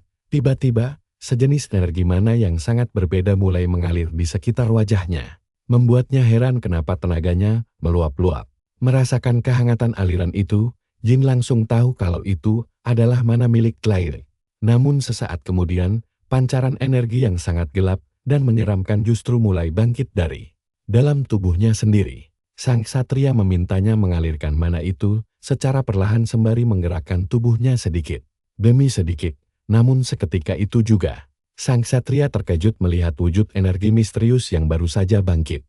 Dengan pedang di tangannya, seluruh tubuh Jin kini diselimuti oleh pancaran energi pekat. Sang ksatria terheran-heran bagaimana Jin bisa meniru ilmu bela diri yang baru sekali dilihatnya, lengkap dengan mana mengerikan pada pedangnya. Dijelaskan bahwa jenis mana biasanya mencerminkan kondisi mental penggunanya. Hal ini membuat sang ksatria bertanya-tanya, kekuatan mengerikan apa sebenarnya yang bersemayam dalam tubuh pemuda ini? Sambil tersenyum, Jin bersiap menguji kemampuan barunya. Dia mulai mengayunkan pedangnya, melepaskan rentetan tebasan beruntun ke udara kosong. Jin sadar jurus ini menguras energi jauh lebih banyak dari biasanya. Namun dia merasa teknik barunya ini terlihat sangat keren untuk dicoba. Melanjutkan perjalanan panjang mereka, 2 ekor Tarascoid berjalan berdampingan menyusuri jalanan sapi. Claire mengucapkan selamat atas keberhasilan Jin menguasai seni mana. Dan Jin pun berterima kasih sambil bertanya cemas, apakah kondisi Claire baik-baik saja. Mengingat sebagian energi mananya telah berpindah ke dalam dirinya. Claire hanya menatapnya dengan raut wajah tenang, tanpa berkata apa-apa. Lalu menjelaskan bahwa itu cuma hadiah kecil. Jin merasa berkat bantuan itu, dia bisa memahami cara kerja seni mana dengan cepat. Tiba-tiba, sang ksatria menyahut bahwa dia tidak menduga Jin akan segembira ini. Si murid langsung menegurnya agar tidak bersikap santai dan tetap menghormati gurunya. Jin pun sadar kalau si murid rupanya masih menaruh dendam atas kekalahannya kemarin. Sambil menyeringainakan, Jin berniat memancing emosinya lagi. Tanpa ragu, dia menepuk pantat kuda si murid dengan sangat keras menggunakan telapak tangannya. Kuda itu langsung terkejut dan berlari kencang tanpa arah bersama si ksatria di atasnya. Sambil panik setengah mati, dia berteriak meminta tolong sembari menenangkan kudanya. Sambil menarik tali kekan, Jin berkata, dia akan menghentikannya sebelum membuat masalah baru. Tiba-tiba terdengar teriakan marah, disusul seseorang yang membuang seluruh makanan ke tanah dengan emosi meluap-luap. Menyadari keributan itu, Jin memberitahu ada yang tidak beres. Namun sang ksatria menyuruhnya mengabaikan hal itu, karena itu hanyalah ulah manja dari putra-putra mendiang orang kaya raya. Sejak kematian ayah mereka, kedua bersaudara itu terus makan dengan lahap tanpa henti. Sang ksatria menyarankan agar mereka menjauh demi menghindari masalah yang tidak penting. Merasa ada yang tidak beres, Jin mendapat firasat buruk tentang kejadian aneh ini. Terlebih lagi, setiap kali persediaan makanan menipis, perilaku aneh kedua bersaudara itu makin menjadi-jadi. Dengan wajah yang pucat pasi, salah satu dari mereka terlihat sangat ketakutan. Secara mengejutkan, tubuhnya mulai berubah bentuk menjadi sosok monster yang mengerikan. Firasat buruk Jin terbukti benar ketika monster mengerikan itu siap bangkit kapan saja. Dengan mata terbelalak lebar, dia sadar bahaya besar yang mengancam kini telah tiba di hadapan mereka semua saat seekor monster raksasa menjerit keras dan mendobrak keluar dari dalam gerbong barang. Akibat amukan itu, monster Tarasque menjerit kesakitan dan mulai mengamuk membabi buta, melemparkan semua penumpang yang ada di sekitarnya ke segala arah. Menyaksikan kekacauan tersebut, sang ksatria suci langsung sadar bahwa ini semua adalah ulah kedua putra konglomerat tersebut. Dia memanggil muridnya dengan lantang untuk bersiap bertarung, lalu mencabut pedangnya demi menghadapi monster itu. Dia memerintahkan agar keselamatan para penumpang menjadi prioritas utama mereka. Mengiyakan perintah sang guru, si murid langsung melesat maju menerjang monster liar itu. Sementara itu, seluruh gerbong kereta hancur lebur akibat proses transformasi monster tersebut. Semua barang bawaan dan pasokan makanan terlempar tinggi ke udara akibat ledakan dahsyat. Sambil merong keras, monster buruk rupa itu menampakkan wujud iblisnya yang mengerikan. Nah, kalian dan saya harus bersiap melihat apa yang terjadi setelah Claire terkejut melihat manusia. Iblis itu menjelaskan kalau mereka bermutasi akibat energi karma dunia sungguh mengerikan. Kalian dan aku bakal melihat monster yang disebut manusia iblis ini. Menggunakan teknik andalannya, sang ksatria langsung melesat maju menebas makhluk itu. Melompat dari atas kudanya demi menyerang. Hanya dengan sekali tebas, monster itu langsung terbelah menjadi dua bagian. Tebasan mematikan yang mengakhiri ancaman ini selamanya. Tapi tiba-tiba, dia berteriak panik memanggil sang murid yang terkena serangan, berteriak kesakitan. Si murid malang terkena hantaman tentakel makhluk itu. Tapi dengan pedangnya, dia berhasil memotong tentakel yang melilitnya dalam sekali tebas. Gila, meski sudah terpotong, tentakel monster itu masih terus bergerak di tanah. Dengan mulut di bagian tengah, makhluk itu mulai beregenerasi dengan cepat. Sambil berteriak, sang ksatria memperingatkan kemampuan regenerasi itu dan menyuruhnya menunggu. Tapi di depan monster itu, si murid malah dikejutkan oleh makhluk yang jauh lebih besar lagi. Dengan marah, dia bersiap bertarung. Seketika, dia langsung ditelan bulat-bulat. Sambil berteriak, sang ksatria berlari kencang demi menyelamatkan muridnya. Melihat luka yang ada, dia sadar situasi muridnya benar-benar sangat kritis. Melihat kekacauan ini, Jin dan kelompoknya terkejut dengan serangan mendadak itu. Raimon yang marah mulai mengumpat dan bersiap membalas. Dengan pedangnya, dia langsung menghantam monster itu. Secara telah, dia kembali mengeluarkan tebasan api suci untuk menghabisi makhluk itu. Meraung kesakitan, monster tersebut terkena hantaman langsung.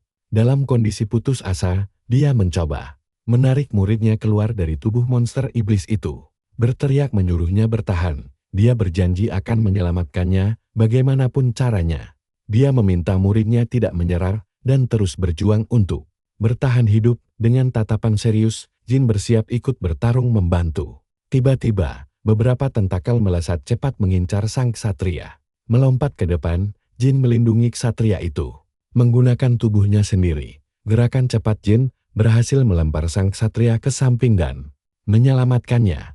Akibat lemparan itu, si ksatria jatuh menghantam tanah dengan keras. Anggota tentara bayaran lain berteriak histeris karena ksatria suci mereka kalah. Nah, perhatikan baik-baik bagian ini, karena monsternya berubah jadi sangat mengerikan. Dengan mulut raksasanya, makhluk itu aura raksasanya menantang semua orang. Jin berpikir, jika dia terus memakan inti monster, dia bisa berakhir tragis seperti itu. Tapi, mencemaskannya sekarang tidak akan menyelesaikan masalah. Sambil menghindari serangan, dia menyadari sistem pencernaan monster yang luar biasa. Dia juga memperhatikan regenerasi tanpa batasnya, yang membuat makhluk ini sangat sulit dibunuh. Akhirnya, dia menyimpulkan pertarungan ini akan menjadi perang stamina yang melelahkan. Sambil menghemat energinya, dia memutuskan mencari titik lemah lawan. Membuka mulutnya lebar-lebar, monster itu bersiap menggigit dengan taring tajamnya. Satu tebasan berhasil mendarat dan memotong salah satu tentakel monster. Dengan gerakan cepat, dia bersiap melanjutkan rangkaian serangannya. Tapi tiba-tiba, dia merasakan perih dari luka di tubuhnya. Tiba-tiba, pemimpin kelompok melemparkan tombaknya ke arah monster. Serangan telak itu berhasil menembus salah satu tentakelnya. Sambil berteriak, dia mengumumkan kalau mereka juga akan ikut membantu. Di medan pertempuran ini, berbekal buku sihirnya, Claire bersiap merapal mantra bantuan. Dia berseru bahwa kebaikan harus melawan kejahatan, lalu merapalkan sihirnya. Berkat sihir itu, para tentara menancapkan tombak mereka ke potongan tubuh monster. Mereka berteriak gembira karena regenerasi makhluk itu melambat berkat bantuan sihir. Dengan penuh semangat, Jin bersiap menyerang kembali. Sambil tersenyum, dia memuji keberanian kelompok itu yang di luar dugaan. Sementara itu, lendir monster mulai menetes ke tanah. Tanpa diduga, monster itu mulai menyerap kembali lendirnya dan berubah wujud. Jin menyadari ada perubahan aura yang sangat berbeda dari makhluk itu. Bahkan, wajah manusia mulai terbentuk di bahu kirinya. Transformasi ini membuatnya jauh lebih kuat dan mengerikan. Terkejut, dia menyadari wajah itu adalah anak-anak serangga emas.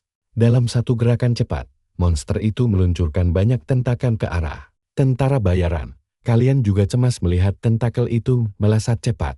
Sang pemimpin panik karena menyadari monster ini memulihkan seluruh dagingnya. Lalu melemparkan beberapa potongan tubuhnya ke udara sambil menerjang ke depan. Jin bersiap menyerang dengan pedangnya. Lewat gerakan kilat, dia menebas lengan monster itu.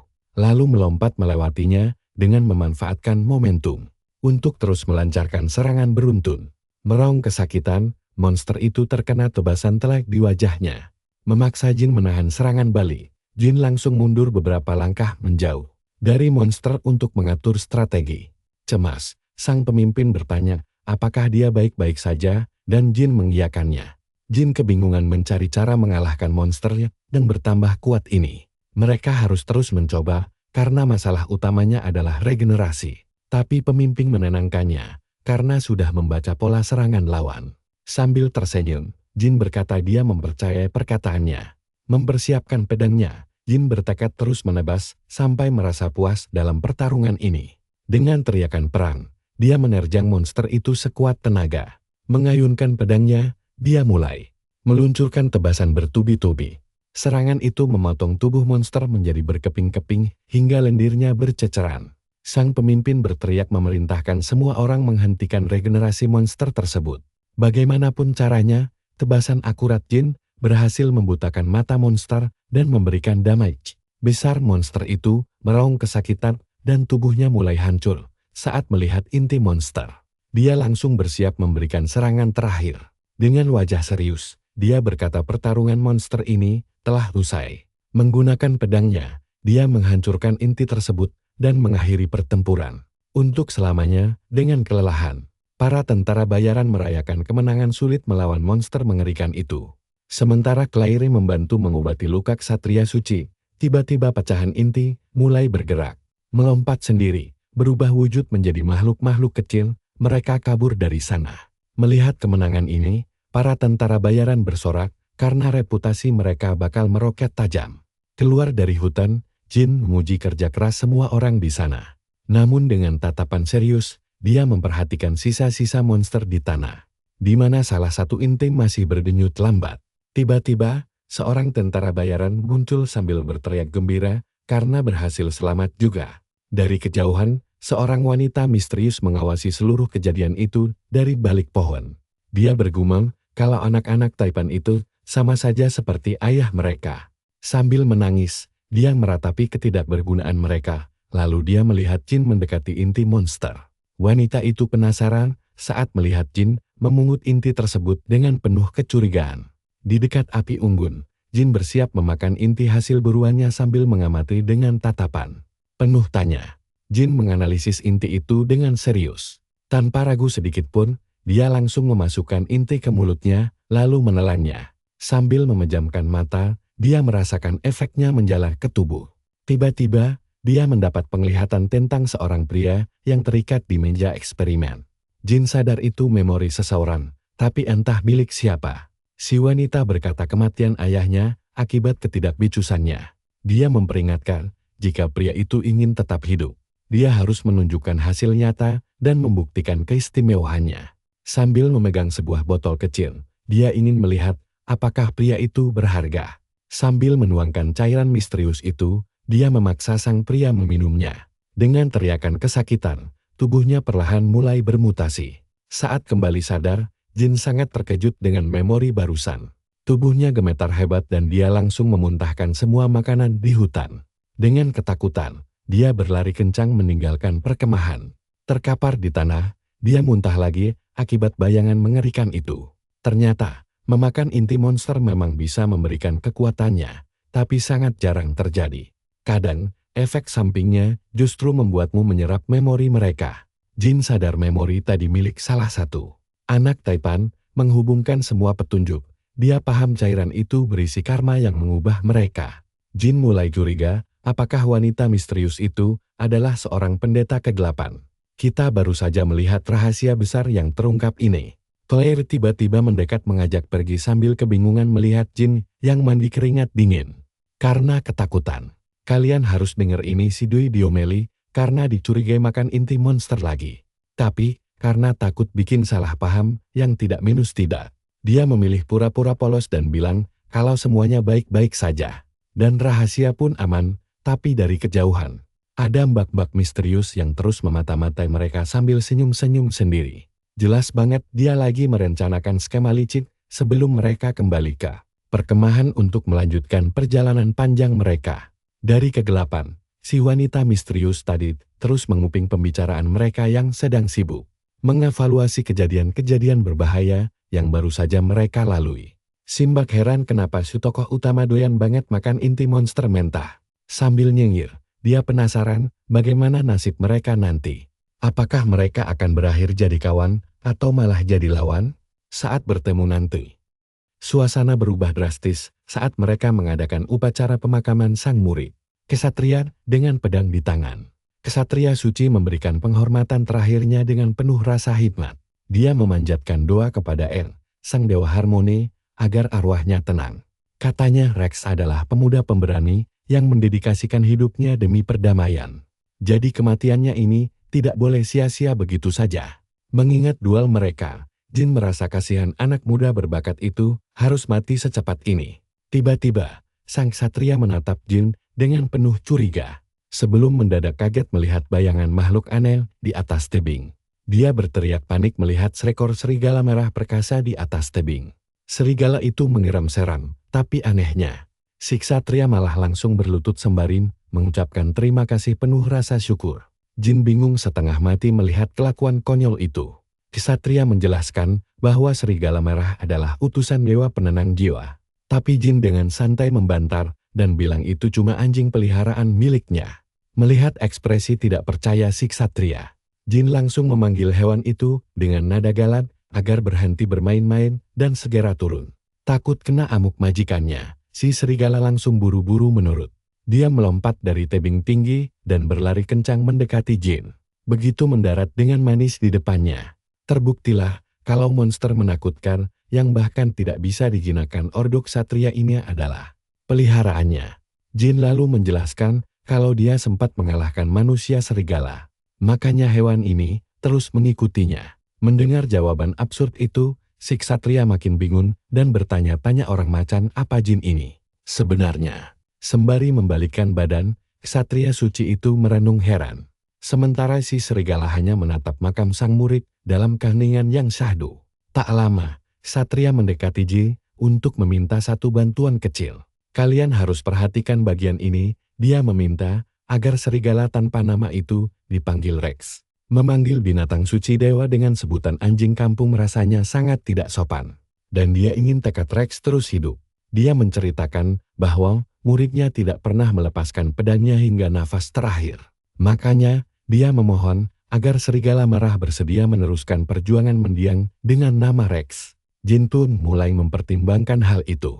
Setelah memikirkan permintaan tulus tersebut, Jin menatap sang serigala dan menanyakan kesediaannya memakai nama baru itu.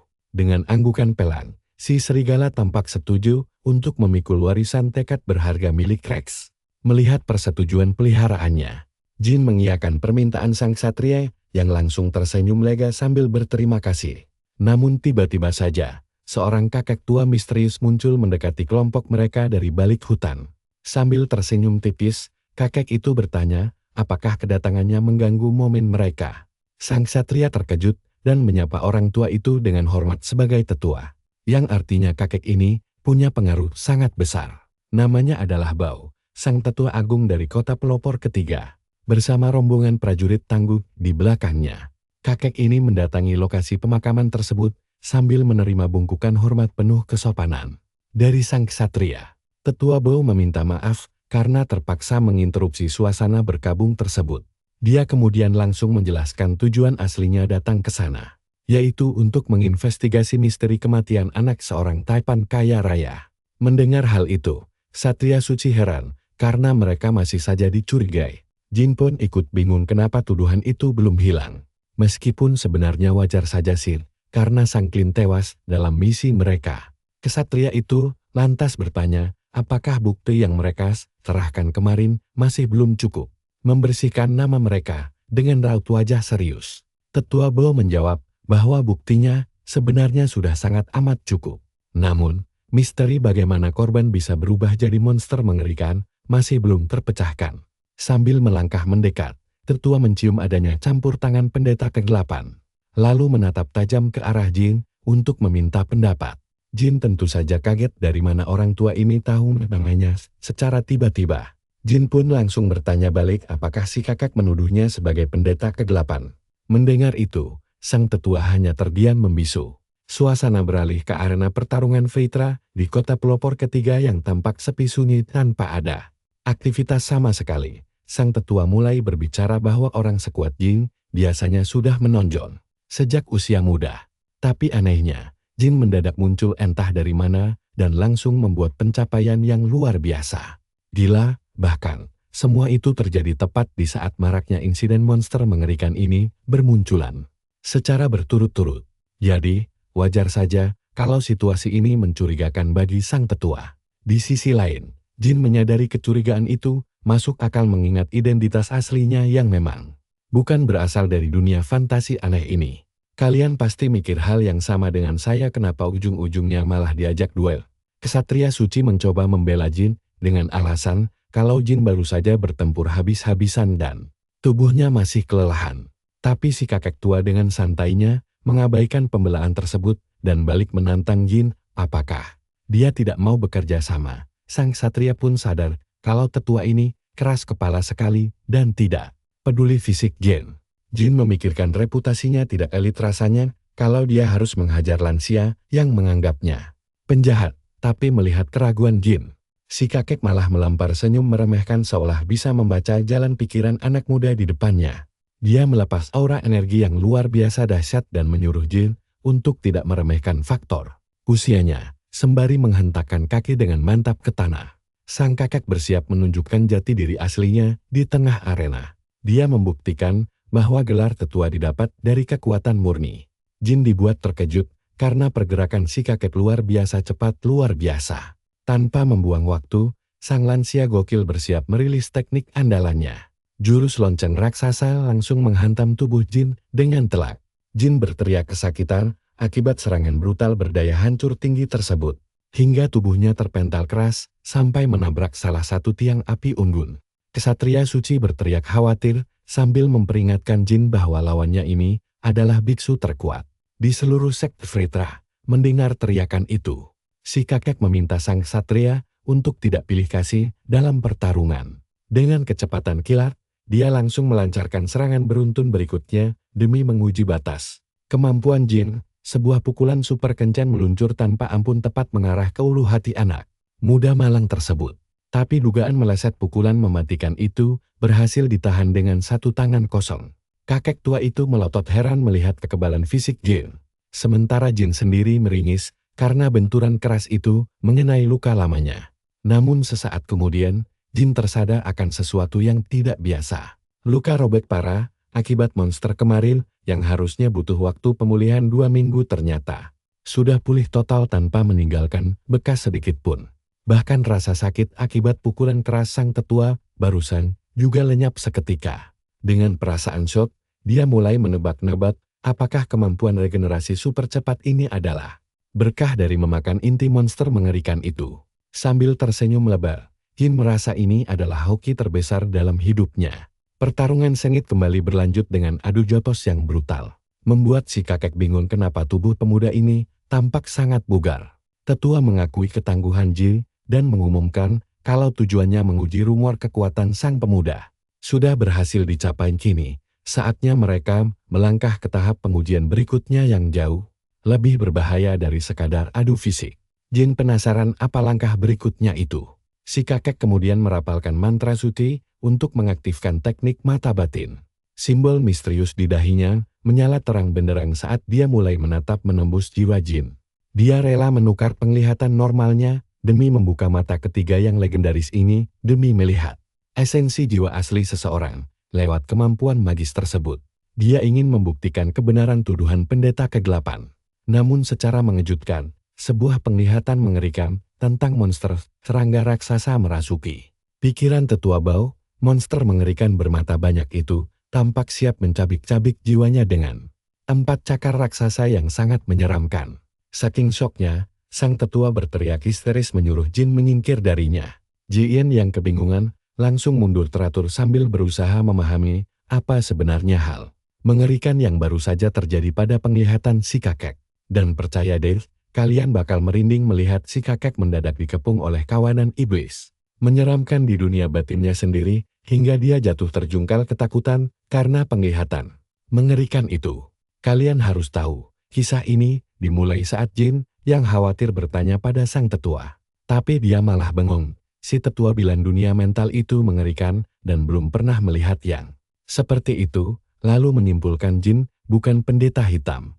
Dengan cemas, Jin memanggil sang tetua lagi untuk memastikan keadaannya. Sambil membungkuk, si tetua minta maaf atas ketidaksopanannya dan mengaku bahwa dia sebenarnya ingin menyewa Jin untuk misi rahasia melawan para pendeta hitam. Tiba-tiba, seorang wanita misterius mendekati mereka dan langsung menarik perhatian. Sambil berjalan mendekat, dia menyapa dengan sopan dan memperkenalkan dirinya sebagai Cindi, putri bungsu dari fraksi Serangga Emas. Menyusuri hutan belantara, mereka melanjutkan perjalanan demi memecahkan misteri ini. Cindi menjelaskan kalau ini bukan pertama kalinya monster-monster itu muncul. Bahkan akhir-akhir ini, banyak orang berubah menjadi monster di kota perintis ketiga. Dengan tatapan serius, Jin mulai memikirkan tentang kontaminasi hutan ini. Mendadak, dia menyadari ada sesuatu yang ganjil di depan dan langsung berhenti. Saat mendekat, mereka menemukan makhluk aneh di tengah hutan. Makhluk malang itu rupanya sedang dikeroyok oleh sekelompok orang bertopeng aneh. Terungkap bahwa monster tersebut adalah sebuah inti retakan yang mengontaminasi wilayah sekitar. Di satu sudut, sekumpulan pendeta berdoa khusyuk untuk menyucikan tanah dari kutukan jahat. Mereka berdoa dengan sangat panik, memohon bantuan surgawi demi mengatasi situasi yang sangat berbahaya ini.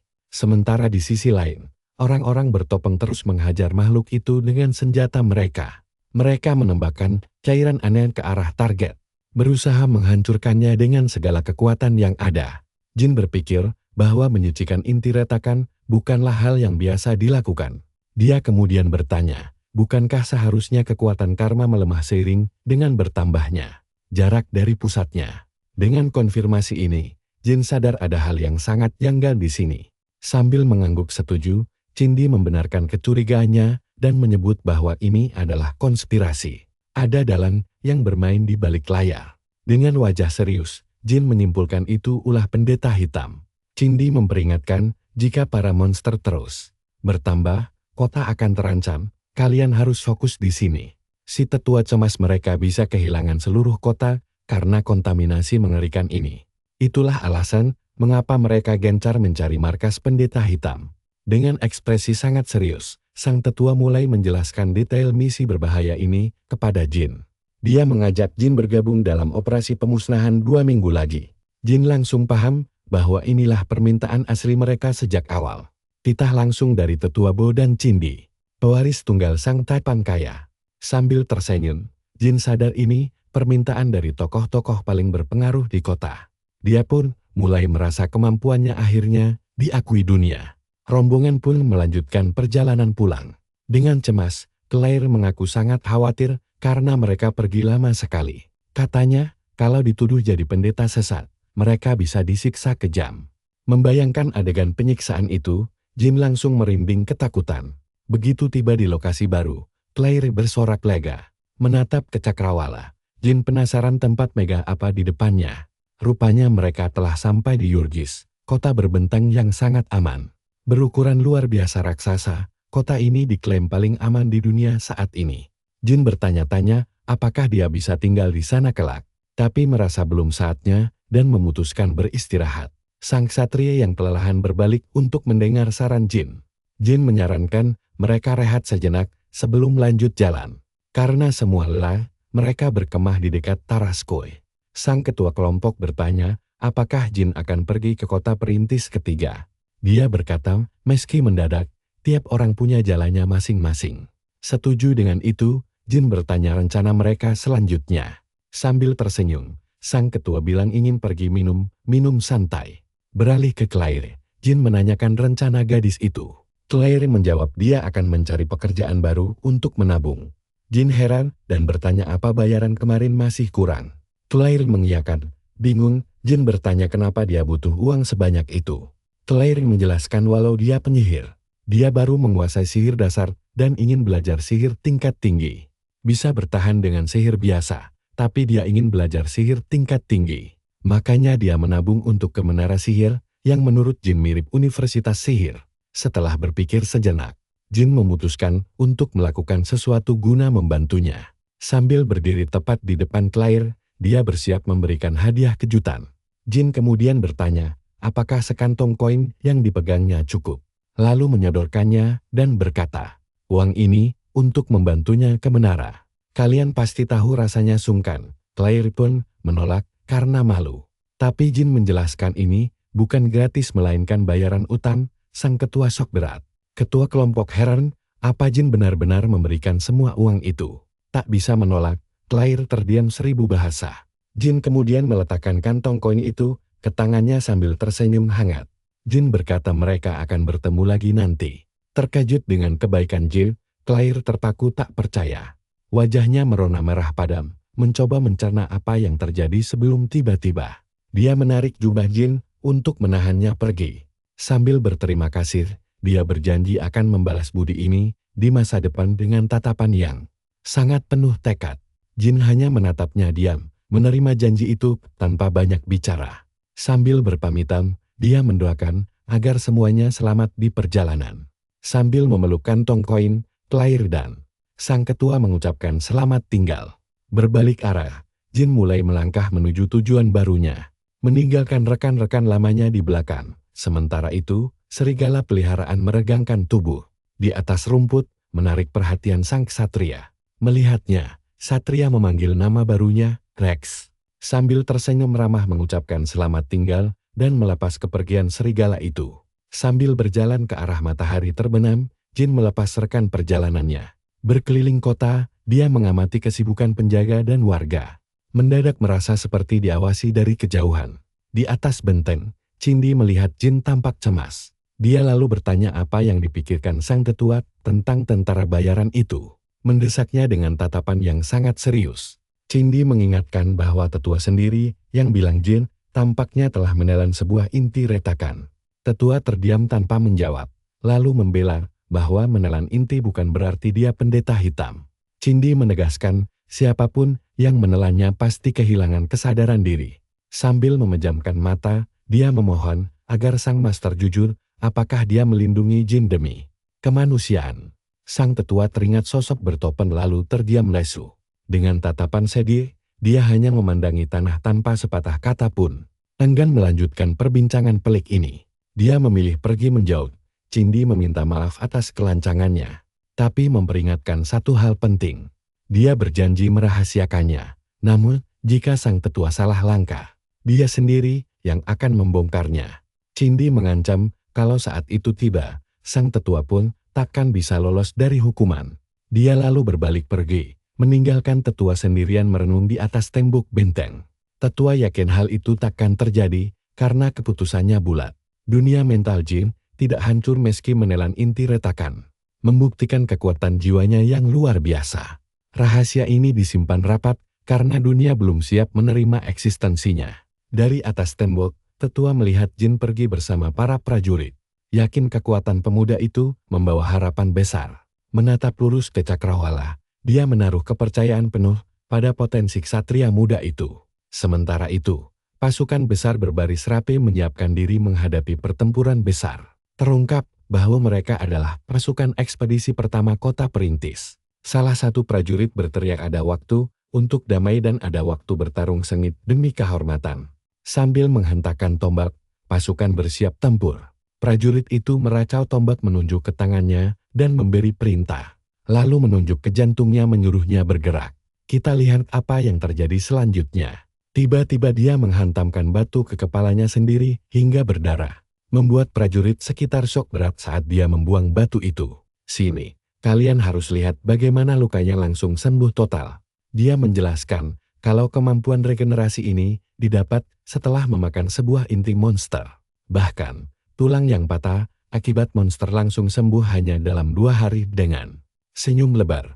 Dia sadar betapa kuatnya kekuatan baru ini.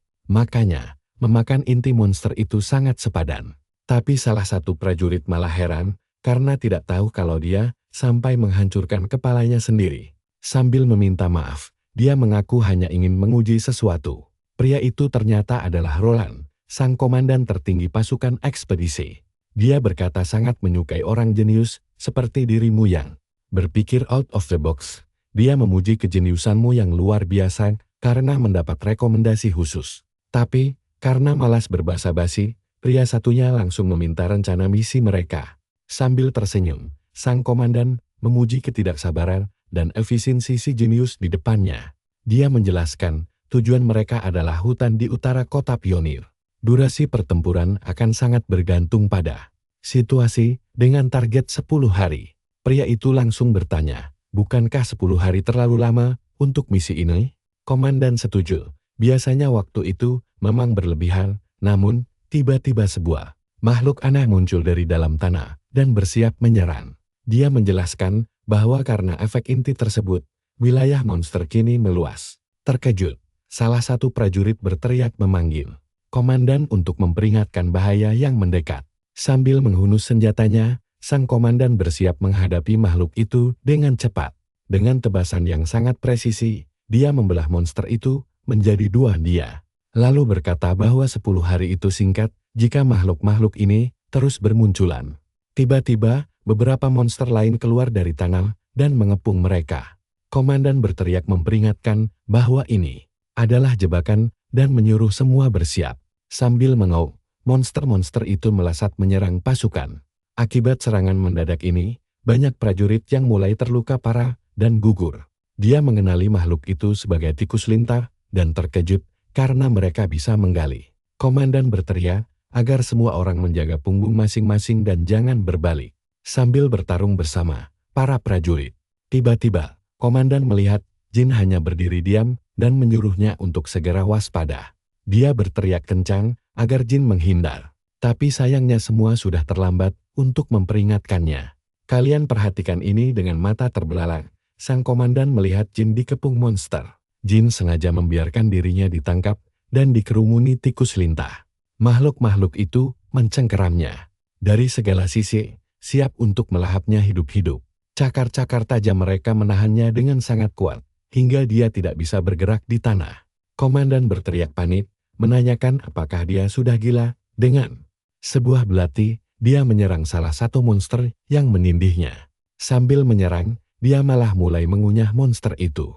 Sambil menjerit, monster-monster lain juga mulai mengoyak tubuhnya dengan taring tajam mereka. Dia penasaran apakah dia akan mewarisi kemampuan mereka jika memakannya. Baginya, monster iblis ini tidak lagi terlihat menakutkan. Sambil memegang erat intinya, dia bersiap untuk menyerap seluruh kekuatan makhluk tersebut. Dia lalu mulai melahap inti monster itu satu persatu tanpa ragu. Dijelaskan bahwa dengan memakannya, ada peluang untuk mendapatkan kemampuan mereka. Inilah rahasia sebenarnya tentang bagaimana dia bisa bertahan selama 12 tahun. Dengan wajah berlumuran darah, dia bersiap lanjut melahap sisa inti lainnya. Dia mengaku mulai kenyang setelah memakan sekitar 40 inti. Tiba-tiba, salah satu prajurit menemukannya di tengah pembantaian itu dan langsung tersentak kaget.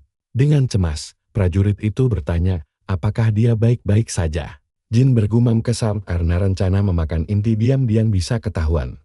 Sambil mendorong prajurit itu menjauh, dia menyuruhnya tenang karena kondisi aman. Tiba-tiba, paduan suara suci mulai memainkan melodi penguat kekuatan sang komandan dan para musisinya memainkan instrumen mereka dengan penuh konsentrasi dan keahlian tinggi. Sambil tersenyum, dia menggunakan biolanya untuk meningkatkan kekuatan para prajurit. Berkat musik itu, para prajurit merasa energi mereka meluap-luap. Dia kemudian menyadari bahwa ketahanan dan pertahanan para prajurit meningkat drastis. Dengan terkejut, dia mengira komandan itu adalah seorang pendekar pedang. Tapi ternyata dia adalah seorang support. Sambil berteriak, seorang prajurit memerintahkan seluruh pasukan bersiap tempur. Dengan energi baru, ini saatnya meluncurkan serangan balik terhadap monster-monster itu. Saat malam tiba, bulan purnama menerangi perkemahan prajurit di depan tumpukan jasad monster. Seorang prajurit meminta semua berkumpul untuk penghitungan. Dia mengingatkan hasil ini akan memengaruhi hadiah mereka dan meminta kerjasamanya. Salah satu prajurit heran melihat aksi anehnya saat bertempur. Karena belum mendapatkan kemampuan menggali, dia terus mencakar tanah dengan tangannya. Jujur, kalian pasti ikut kesal melihatnya gagal mendapatkan skill menggali itu. Komandan bertanya, apakah dia baik-baik saja? Dia meminta maaf karena telah membuat khawatir.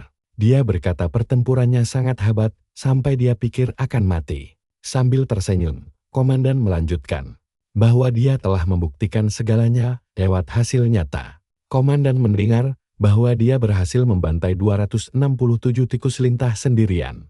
Padahal prajurit biasa hanya membunuh 4 atau 5 ekor saja, sedangkan ksatria membunuh 150 ekor. Sambil tersenyum, dia memuji kehebatan sang jenius. Tapi dalam hati, Jin tahu kalau dia tidak memakan inti monster tadi, semuanya akan berakhir kacau. Dengan bingung, dia bertanya, apakah komandan benar-benar seorang support?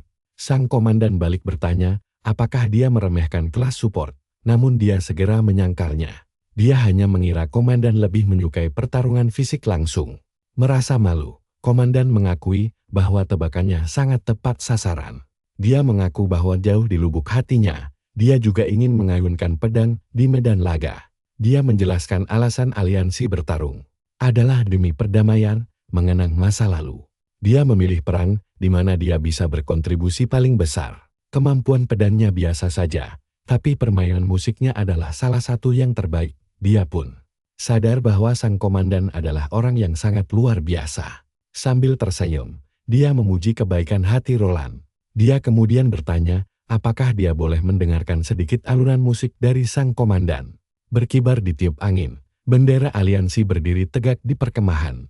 Seminggu kemudian, pasukan melanjutkan perjalanan menembus hutan berbahaya. Mereka menerobos wilayah iblis sambil menghancurkan beberapa inti celah di sepanjang jalan. Dalam rapat, mereka membahas monster lebih kuat yang akan dihadapi. Salah satu prajurit berkata, mereka justru jauh lebih bersemangat dibanding saat awal. Tiba-tiba, sekelompok goblin berteriak menyerbu pasukan. Dengan segenap kekuatan mereka, dengan pedangnya, dia menebas kepala goblin hanya dalam satu gerakan cepat. Menghadapi seekor monster kelinci raksasa, dia langsung bersiap untuk bertarung melawannya. Dengan tebasan presisi, dia mengakhiri hidup monster itu dengan sekali serang. Sambil memakan intinya, dia mencoba menyerap kemampuan unik monster tersebut. Namun, dia sadar bahwa ini adalah kegagalan berikutnya karena skill itu tidak muncul. Komandan memperhatikan bahwa setiap kali monster datang, dia selalu membereskan semuanya sendirian. Sambil menghela napas, dia bergabung untuk mendiskusikan situasi saat ini. Seorang ksatria mengeluh bahwa dikalahkan oleh tentara bayaran sangatlah memalukan. Yang lain protes karena para prajurit terlalu santai tapi tetap dapat hadiah. Namun komandan merasa ini hal bagus. Karena tidak ada yang terluka, dia menyarankan mereka beristirahat selagi bisa sebelum pertempuran. Berikutnya, perjalanan berlanjut menuju lembah sempit yang sangat berbahaya. Setibanya di sana, mereka menemukan beberapa orang berdiri di atas pilar batu. Salah satu pria heran, apakah aliansi suci datang menyerang mereka. Dia pun bertanya-tanya, bagaimana mereka bisa melacak lokasi markas rahasia ini. Sang wanita berkata akan aneh, jika aliansi tidak curiga dengan banyaknya inti yang tersebar. Dia yakin si bungsu mereka sudah meramalkan semua ini, sambil tersenyum tipis. Dia berkata sang terpilih tidak mungkin sebodoh itu. Di bawah, seorang pria misterius mengamati para pendeta kegelapan lainnya. Dia menyuruh mereka tidak cemas karena bertahan jauh lebih menguntungkan. Sambil tersenyum, dia menyebut respons musuh hanya sedikit lebih cepat dari dugaan. Dia menjamin rencana besar kegelapan mereka tidak akan terganggu sama sekali di luar markas. Nah, kalian dan saya harus bersiap